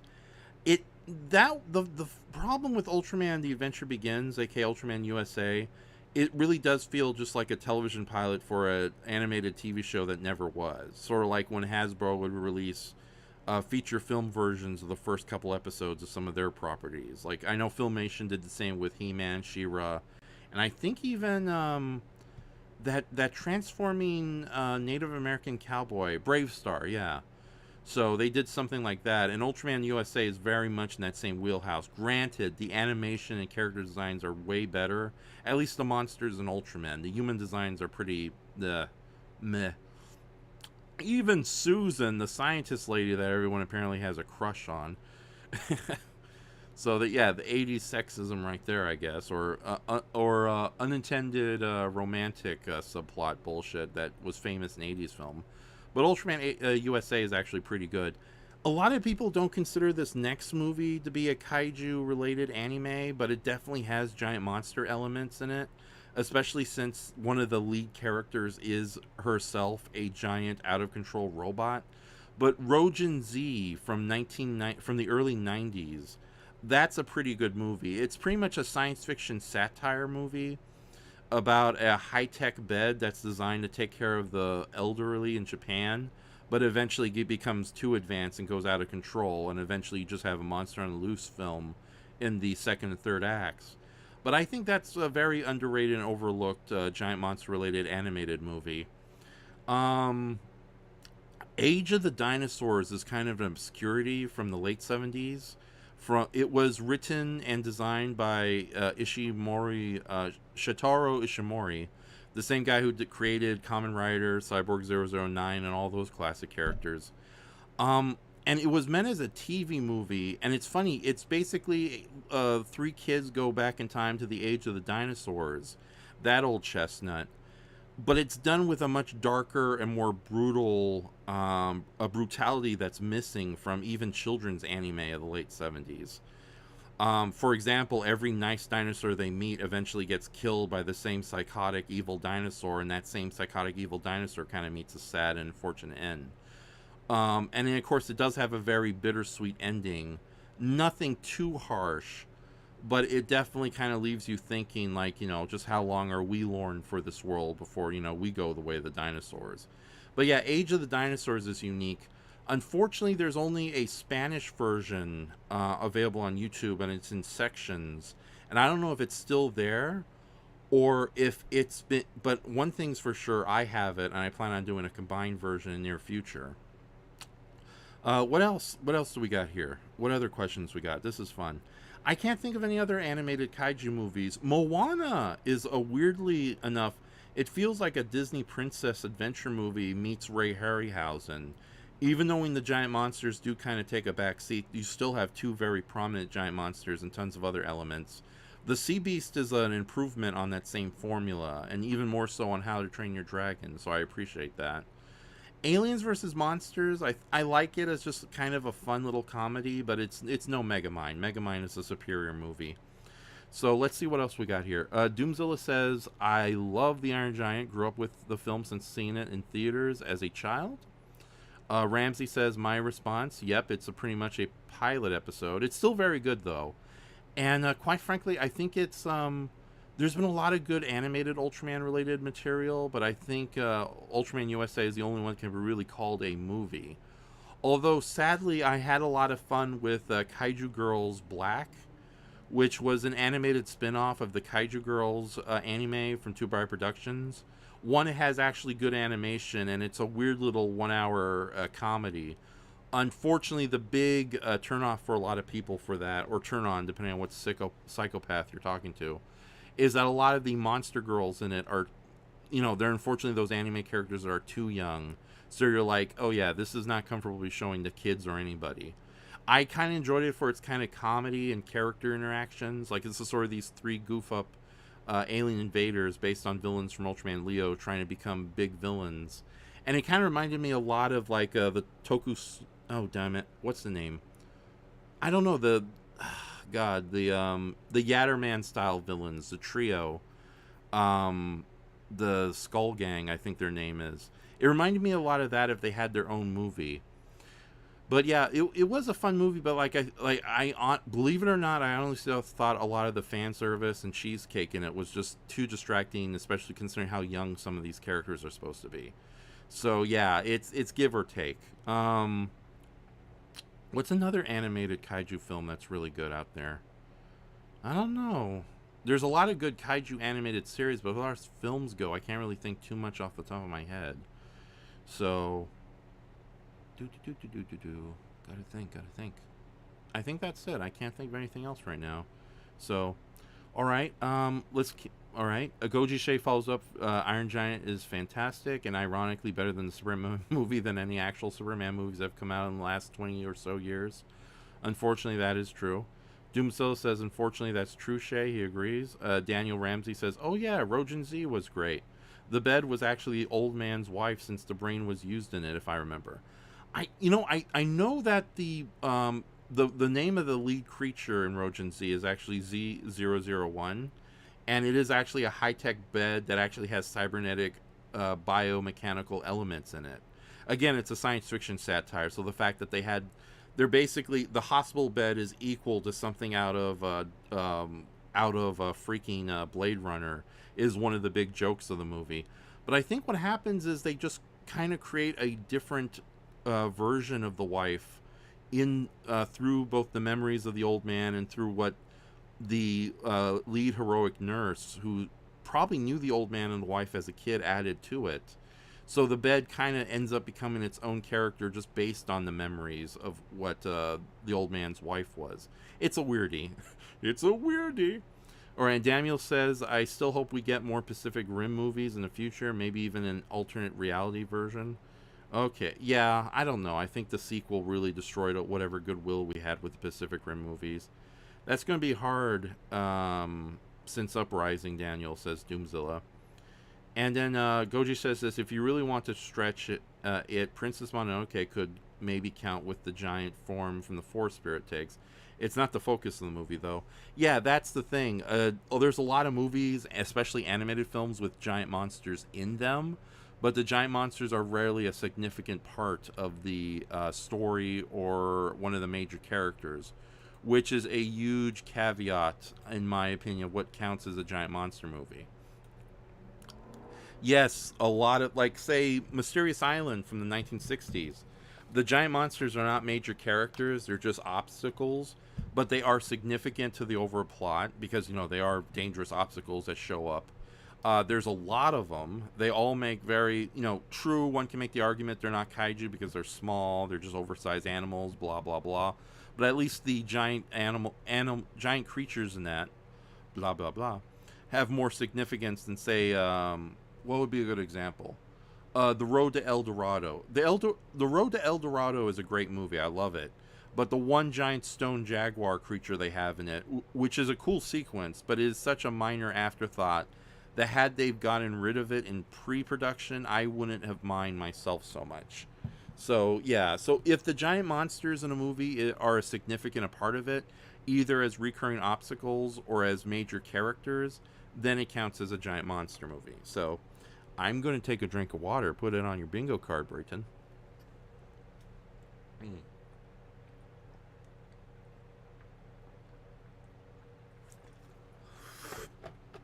Oh my god. Yeah, that's good.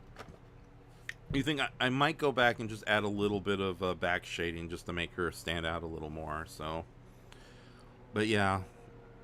Okay. Oh yeah, Ramsey says, oh shit, I just remembered Rumble exists, a kaiju wrestling movie.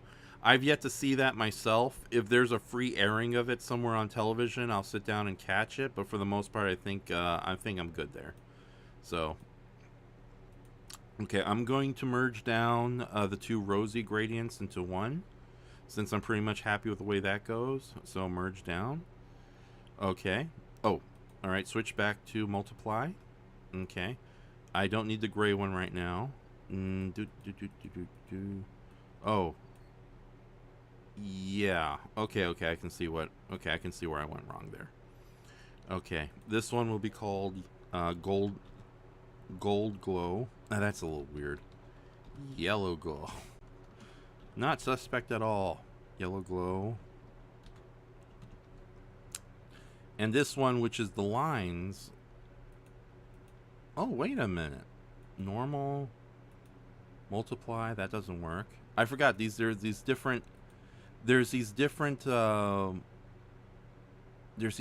modes I can pick for the layer. So I might find like a really cool option that makes it really stand out. But so far, all the yellow's coming out lighter color. Okay, lighter color is not half bad. How does that compare to normal? Nah, it's almost practically the same. Okay. Lighter color, overlay. Nah, usually overlay is good, but it's coming off too green here. Soft light. Okay, that doesn't work. Hard light. Ooh, that looks nice. Okay, let's compare it to normal. Okay, normal's a little goldish, but hard light looks a little more natural, so I might consider keeping on hard light. Let's see what vivid light gives us. Interesting, but not what I want. Liner light. That works, but again, it might be too similar to regular normal. Oh, wait a minute. Yeah, I think we found the winner. Liner light. Okay. Yeah, that way it's a brighter yellow, and it looks a little more naturalistic. But not perfect. Let's see what else we can do. Alright. Liner light, pin light. Pin light rarely works. I don't know why I do that. Hard mix. Again, interesting, but not what I want. Difference. No. Unless she's about to make out with a giant rose bush. Okay. There's your fan fiction idea for the night, you perverts. Especially you, Brayton, your disgusting female characters like sexy cat monsters and Futa Banana. He's not here, so I can make fun of him. Can I? Alright, divide. That doesn't work. You? No. Saturation? No. Color? The luminosity? No. Okay, I'm going to go back to, I think it was liner light? Yeah, liner light. We'll keep it on liner light for now. And I'll make a note of that in the future in case something changes. Liner light is our winner here. Okay, and this is the glow line effects. Okay, glow line effects. All right. Okay, so, and since I don't need the gray one, I'm gonna leave that for now, but I'm gonna leave it I'm gonna leave it unmarked and unseen. So far that's okay, but I think I need to go back and add little elements here and there. So, yeah, just let her stand out a little bit, especially since she's gonna be nothing too much, but just enough to, you know, let her there. Let's see what we got in the chat. There's got to be a Miyazaki movie with giant monster elements in it. Quite a bit of them, but one where the giant monsters are actually major elements. That's so weird. Oh, Nausicaa, Valley of the Wind. You can kind of count that as an animated giant monster movie, because the Ohm and many of the other giant creatures in that movie are major elements of the story and are characters in their own right. So, and it is basically a post-apocalyptic kaiju movie where the kaiju run rampant and rule the world. So yeah, Nausicaa, Valley of the Wind, that definitely counts as an animated giant monster movie. Definitely. And to tie it in more, they did that weird prequel, Giant God Warrior Appears in Tokyo, which was, yeah. So yeah, definitely. I would definitely count that. I know those weirdos over at Wikizilla do. Okay, let's see what we got here.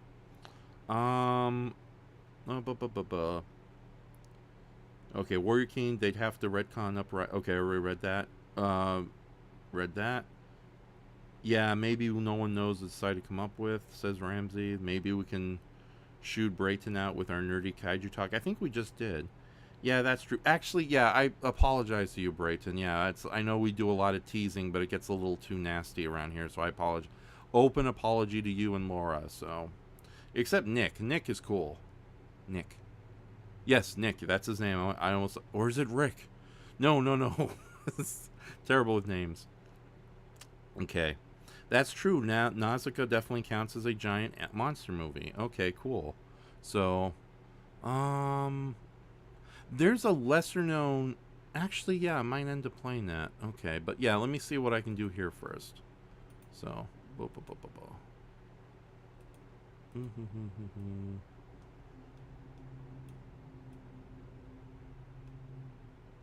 There's a lot of terrible animated King Kong movies, and none of them are very good. Okay. In fact, some of them are pretty damn right embarrassing.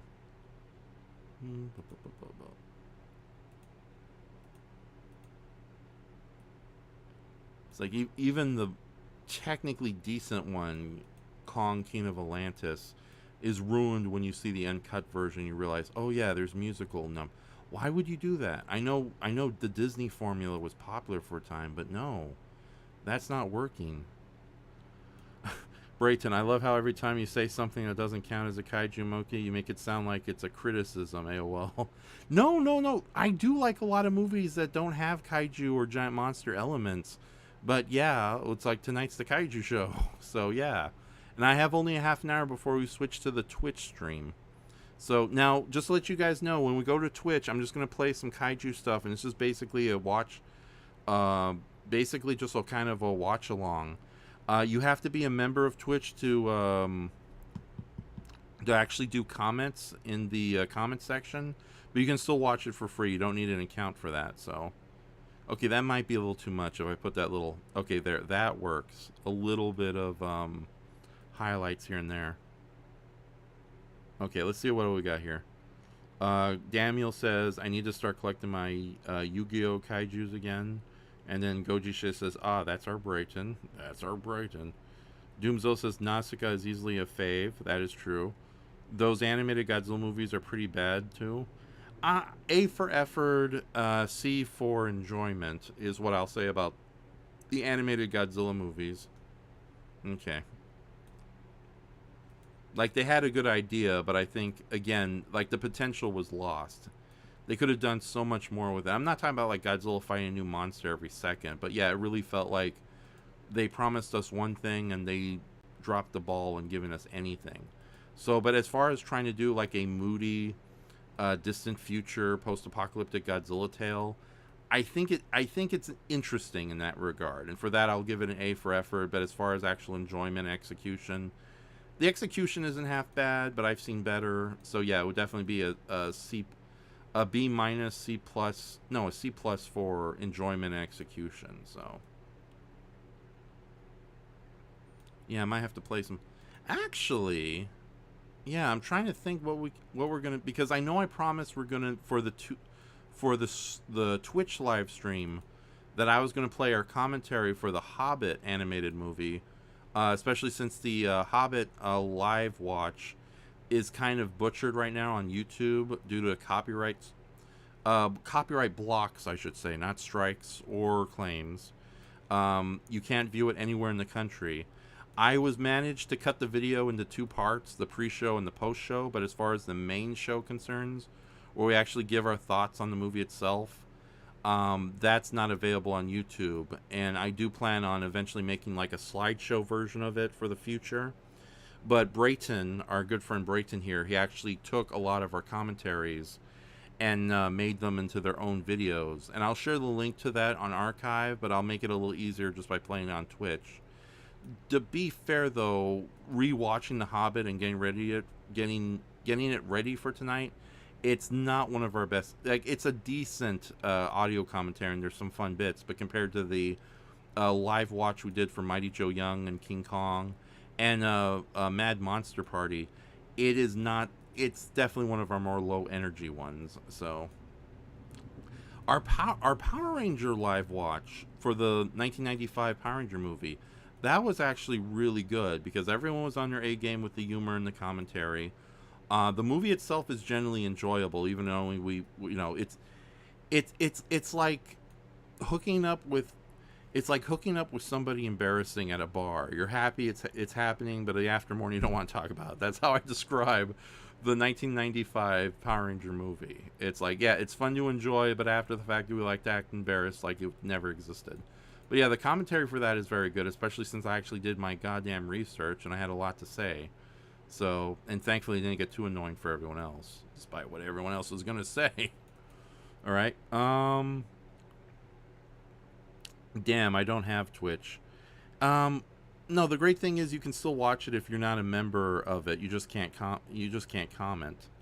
So I'm not going to answer that, Brayton. You know the question at this point. It is a giant monster adjacent fantasy film, but it's not really a full-on kaiju film. So I'm going to take another drink.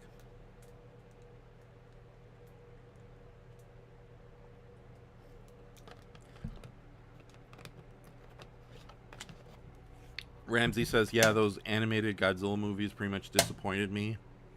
Okay. All right. Okay. Yeah, let me share the Twitch link right away.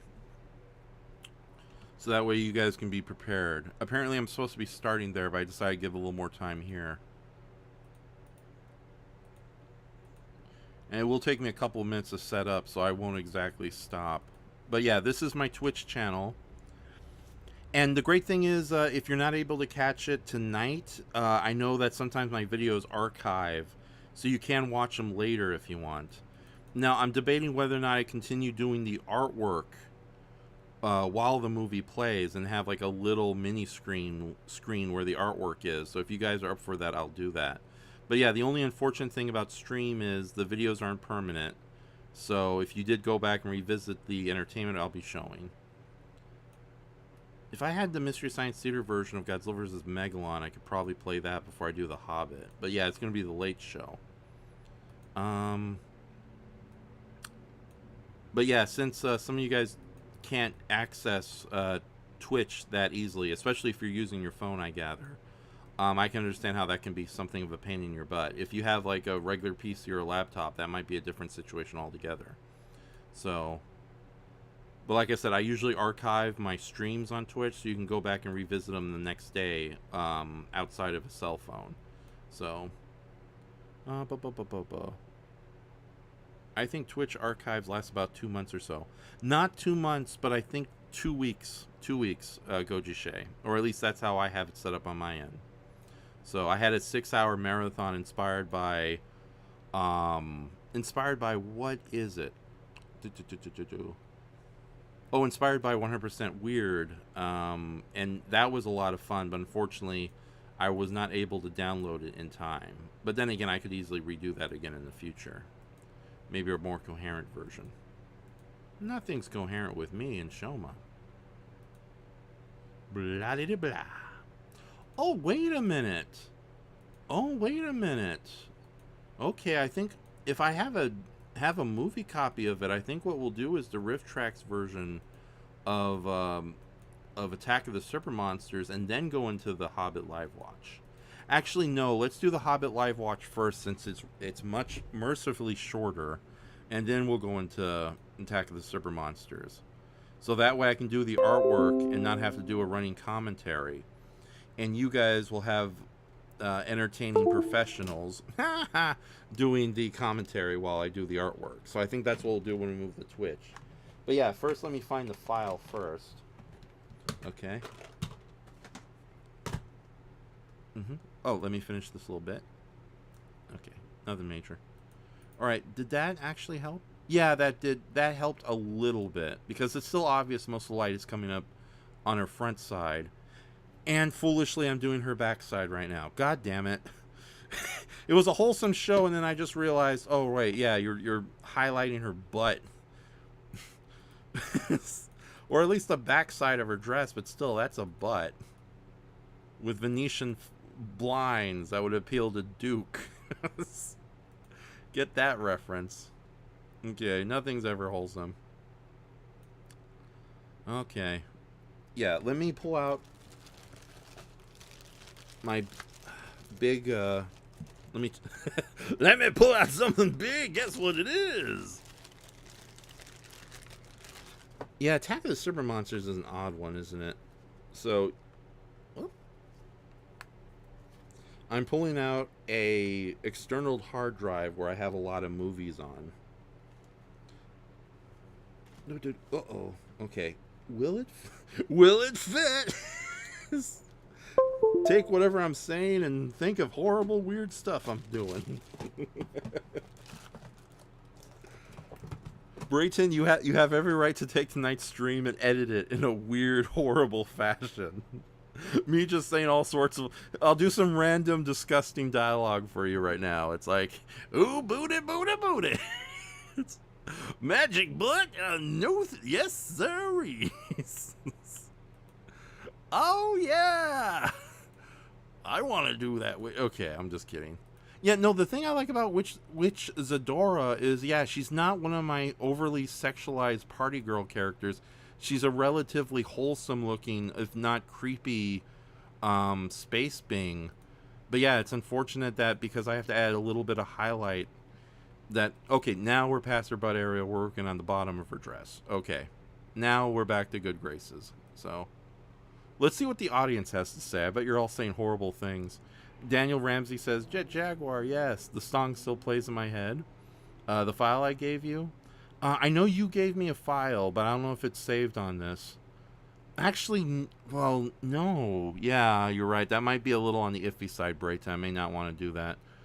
So, right, Attack of the Super Monsters, you say? Damn, there's a show we need more of. Doing her backsides, Shades of the Rimjob Machine. Space booty is the best booty, says Warrior King. Warrior King, are you secretly space dandy? It's all about the booty. Yeah, but no. Witch Zadora is actually a rather... She may be a creepy space witch from deep space, but compared to most of my female characters, she's rather wholesome. Because here's the thing. If I was going to stop working on a Witch Zadora, my backup was Tila, which is a female version of Talos. And I don't know if I want to use this in the upcoming Kaiju book. You know, I have a good explanation. This is like either Talos' sister or a female variant of Talos in a parallel universe that happened to work on our Earth for a little while. But again, and she's not overly sexualized like some of my other characters. But yeah, this still isn't 100% kosher either. You know, this is good for like a Kaiju Girls type nonsense. You know, that weird little thing. But, yeah, I don't know if I want to work on that either. So I'm going to close this. But yeah, compared to Witch Zenodia, Witch Zadora here is actually kind of adorable and simplistic by comparison. But like I said, she's more of a chaotic neutral than an outright villain or even a good guy. So one of those witches who will help you, but you know you can't trust them completely. But if faced against a true evil mega horror, worse than anything the witch is familiar with, she'll probably, like, you know, give up and join you in the battle against this greater evil. So that's the best I can describe. All right.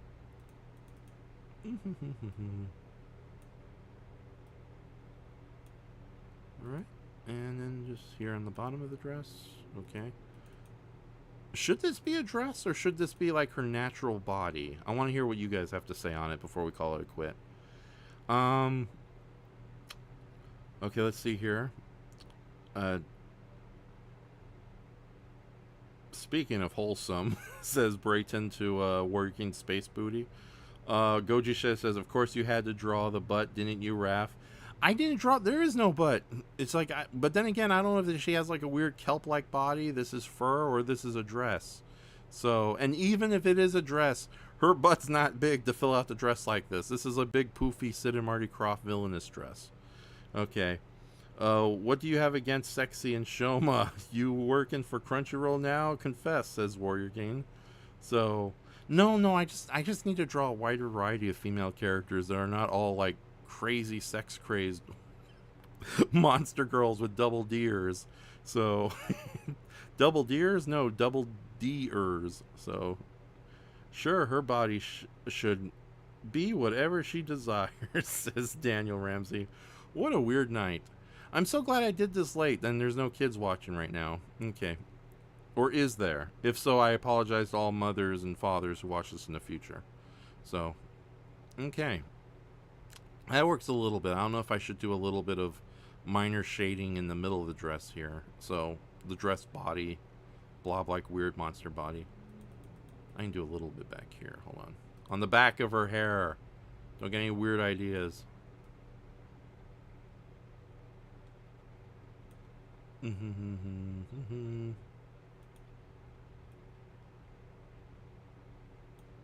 that's okay.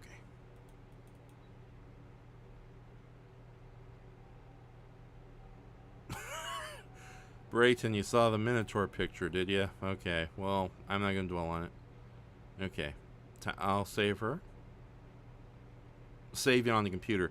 You can't see the little window that pops up that asks me to save it, but you can hear the sound effect when I press that, so. Okay, let me see what we got for tonight's entertainment. First off, okay. Hopefully you don't see the files there. Oh, I can get rid of that file. No one can care about that.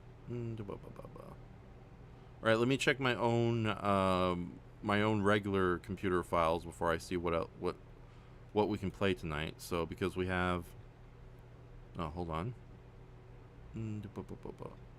Oh, wait a minute. Current works. Okay, I don't have a Hobbit folder. Oh, that's right. I still gotta, darn it. Okay, I know where I screwed up a bit. Delete you. Well, I got some name changing to do.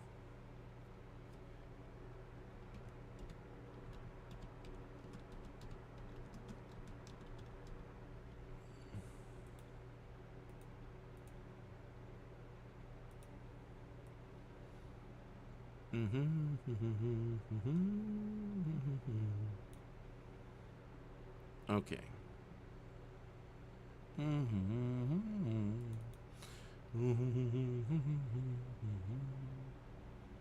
All right. Okay, there's the Hobbit Live Watch. Okay, let's go to my little external hard drive and see what we can pick up through here. Oh, wait a minute. Did I foolishly... Hobbit. Okay. Hobbit. Movies. Let's do Kaiju-related video folders. American Giant Monster Movies. Gamera. Godzilla and Other Toho Kaiju. Full-length Godzilla features. Godzilla cartoons and extras. Godzilla versus... Oh, wait a minute. That'd be a fun thing to close out the night, huh? Maybe we'll do that. We'll just play a Kaiju short or two. Okay. And then see if Toho sues me later. We have the Mystery Science Theater version of Godzilla vs. the Sea Monster, but I've played that before in the past. And not only that, but I'd rather kind of advertise that ahead of time. Okay. So, hold on. Oh, right. Oh, yeah, I gotta go to the folder where I have all my Mystery Science Theater related things. Right, Mystery Science Theater, other Cinematic Titanic, Mystery Science Theater episodes, Mystery Science Theater versus the Giant Monsters. Oh, there we are. Yeah, we do have the Rift Tracks version of Attack of the Super Monsters. Okay, so we got that. Okay, that's good. There's gotta be... Ooh, wait. Yeah, let's check out what short features we have. Kaiju-related videos. Misk Giant Monster Cinema. Okay, I think that's what we'll do. I'll play the Rift Tracks version of Attack of the Super Monsters. Our live watch commentary of Hobbit comes first and foremost, however. And then we'll just call it a night after that. And we'll start that show in a few minutes. So, that's another Kaiju. Well, that's weird. Okay, let's see what else. Kaiju Miscellaneous. Or was it Dai Kaiju Miscellaneous. Okay. I think I'm going to play like a very short Kaiju related thing on screen for you people and then see towards the end of the night. And then hopefully we won't get too much into trouble with YouTube. And if we do get in trouble with YouTube, I can just easily edit out and then the majority of the live stream will be A-okay. So I got to find something a little bit on the public domain-ish side. So there's a Gorgo documentary. That's a little too long. Green Slime trailer. Oh, wait a minute. Yeah, that's just a trailer. Alright. Needs work. What do we got here? You know, it may just be a little on the risky... Oh, wait a minute. Okay, that might be a little fun to play. Nothing major. Nothing major, but I think I can get away with playing it here on YouTube. But yeah, let me see. What else do we have these are the last comments and stuff I'll be reading tonight. Goji says, or Eldrad the Rock Woman from Doctor Who. Yeah, Eldrad the Rock Woman was pretty hot. I've been meaning to draw her for a while, but I can hold off on that. Daniel says, I need to work on my Ultraman Draconius idea. Alright, before you leave, asks Daniel, final question, have you ever wanted to make your own Kaiju series? Oh yeah, I got tons of ideas, but first off, this Kaiju book and some other things I have planned for the remainder of the year comes first.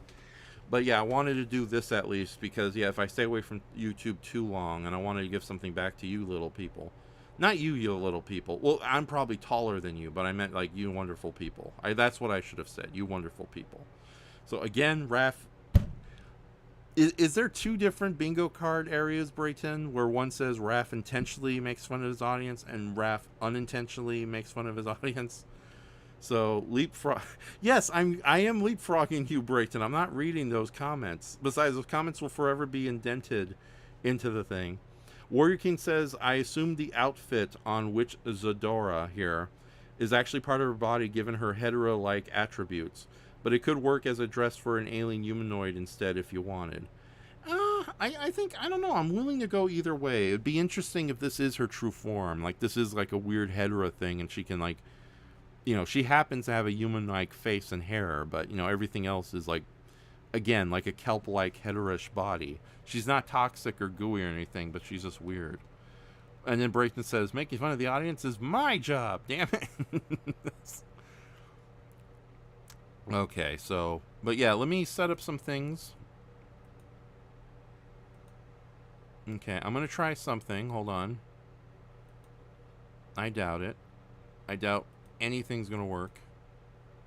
Okay. Actually, let me save Witch Zadora one last time before I call it quits. Right, save.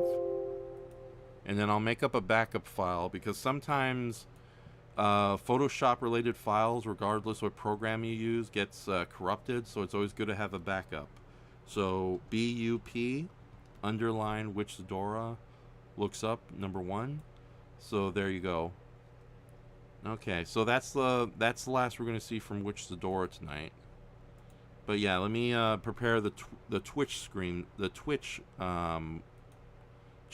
Unfortunately, I got to go in and change everything. So there's probably already a couple of people waiting for me here, but that's okay. Oh wait, yeah. Channel safety, subscriptions, settings. There you go. Channel recommendations. Okay. Stream. Copy. Okay. Alright, but yeah, I'm going to try to play a little bit of entertainment before I call it night. Since Ramsey got excited about green slime, I think we'll start with that. Just play the trailer of the green slime and then see what happens. Alright, don't need that. And I'm going to do, and like I said, I'm going to do it at the very end of the show, so if we do get in trouble with YouTube, it's no big deal. So, green. Oh, there. Oh, wait a minute. Oh, I didn't know I had the Japanese version of the green slime. Without subtitles. Okay, so that's definitely not going to be aired anytime soon.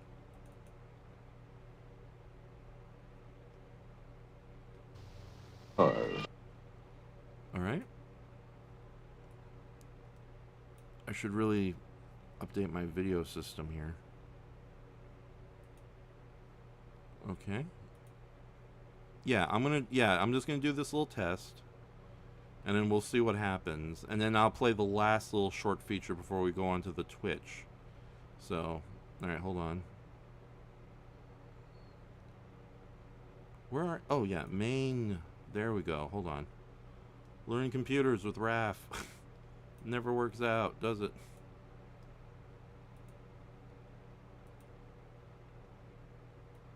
Okay, I'm gonna shrink it a bit so it's not too obvious.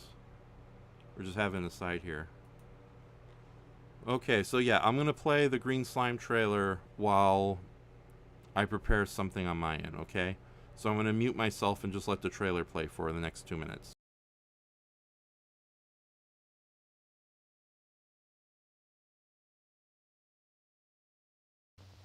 stars. The lonely, helpless Earth. The 21st century. The world of the future. And lurking beyond the cold, strange immensity of conquered space, growing and spreading beyond the warped imagination of the greatest human intellect, exploding in unspeakable horror, the green slime. The civilized world at war with alien form, whose slimy touch means instant, horrible death. Invaders from beyond the stars. The green slime. Robert Horton. Luciana Paluzzi. Richard Jacob. You make too many mistakes. You're not right for command. This is my command, and I'll manage it. Two men struggle for survival in the infected remains of a diseased universe.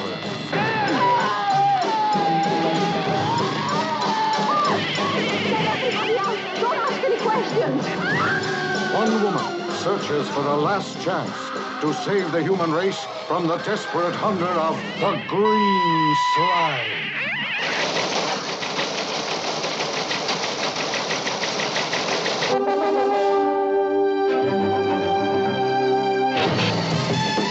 A battle in space against faceless beings. A cosmic nightmare that sends you into the incredible, berserk world of green slime! Green slime! Green slime!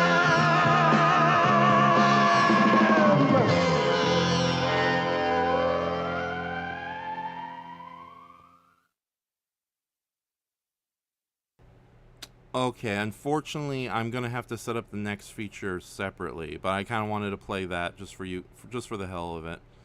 Okay.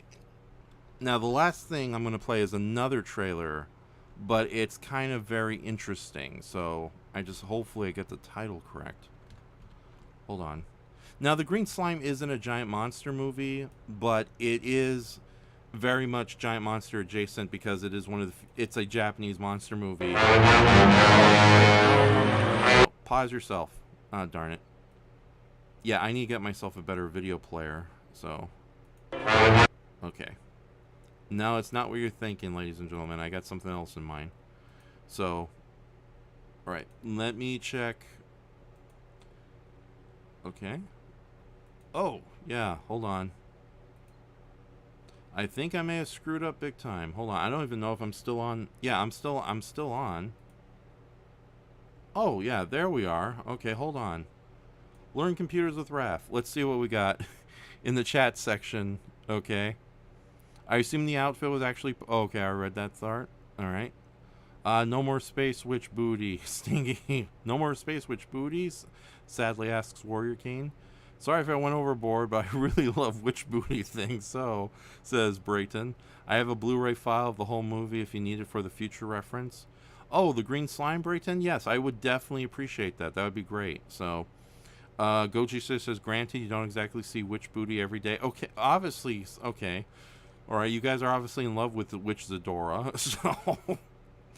I'm going to shrink it a bit, so it's not too obvious. Green slime. Yeah, Daniel really likes the green slime. So, the Jill Stein story. Oh, Brayton. No. The green slime song sounds like something Zadora could dance to. Laugh out loud, says Warrior King. That tackle, says Daniel Ramsey, and says, I love that song. And then Doomsville says, wow, Screams B movie. And, yeah, VLC player is great for playing regular files, Brayton, but it sucks for playing DVD files because it keeps skipping every 4 seconds. Another big problem is I have to update my Windows, period. And that's something I'm kind of hesitant to do this week. So, but yeah. So, I'm going to play this last thing for the night. And what's interesting about the last thing we're playing for the night is recently Mazer Patrol did this really cool... they posted one of their G-Fest... oh, darn it, what do they call it? panels, one of their G-Fest panels from a couple of weeks ago, entitled "Destroy All Trailers." And hold on, let me actually link you directly because it is a really good panel. Right, Mazer Patrol. Mazer Patrol, by the way, is a really good blog run by my friend Kevin Dorndorf, and it's actually really good. He talks about a lot of obscure things. Kevin Dorndorf also did a fantastic book called Kaiju for Hipsters, which really talks about obscure kaiju movies outside the norm. Some you might recognize, like The Usual Suspects, Gappa, Gulala, stuff like that. But then other things you might have, like Jungle Boy Conan, or like really weird oddball things like that. So, but he recently did something for the last G-Fest called Mazer Patrol Podcast 56, Lost Film Trailer Reel, also known as Destroy All Trailers. And he goes over a whole slew of proof of concept trailers that were made for various kaiju and giant superhero movies, but were never fully realized as films, or if they were realized as films, it was done under strange circumstances. But yeah, it is a treasure trove of weirdness, and the descriptions have links to almost all the trailers. But one of the trailers that I was familiar with was Marlin Man. It was done as a kind of a spoof by American B-movie directors in the early 90s, but it led to them getting the job to do the creature effects on Zarkor the Invader and later Craw the Sea Monster. And it's a shame because the Marlin Man suit itself looks so good that I'm sad it didn't get a chance to actually battle Zarkor. But I guess one monster, one movie, much lower budget.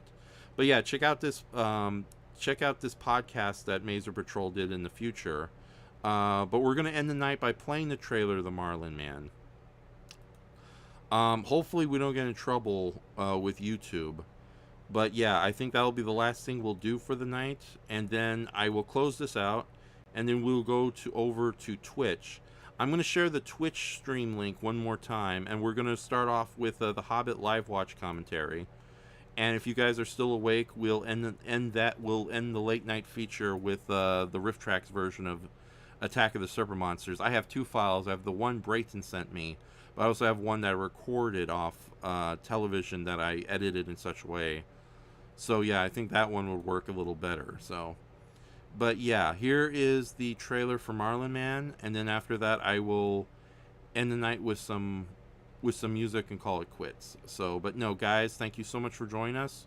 I'll try to have a much smoother stream next time. Let me just check, Brayton, when are you starting the Twitch series we talked about where we watch real movies? Anytime you're ready, pal. Don't come to me. So, no. Me and Brayton were talking about doing a series where we watch various movies we recommend to one another. They're not going to be giant monster movies, but if you want to get cultured, friends, I think this would be a great way. And Daniel Ramsey says awesome. And there's a Twitch stream that I will start in a couple minutes after we're done playing the Marlin Man. I was going to play some music at the end, but I think it's better we just get straight to it. So, alright, so here it is. I'm going to play the Marlin Man trailer, and then we'll call it a night. And then I'll see you guys for a double feature of late night riffing with our Hobbit commentary, followed by Attack of the Super Monsters. Okay, so thank you so much for joining us, and here we go.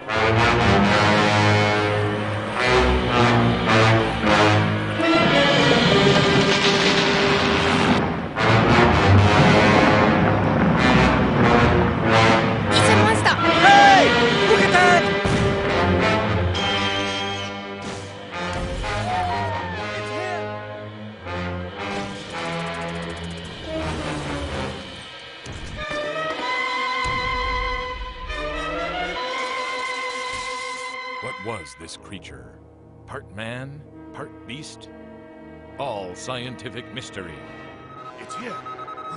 Marlin Man is attacking the refinery!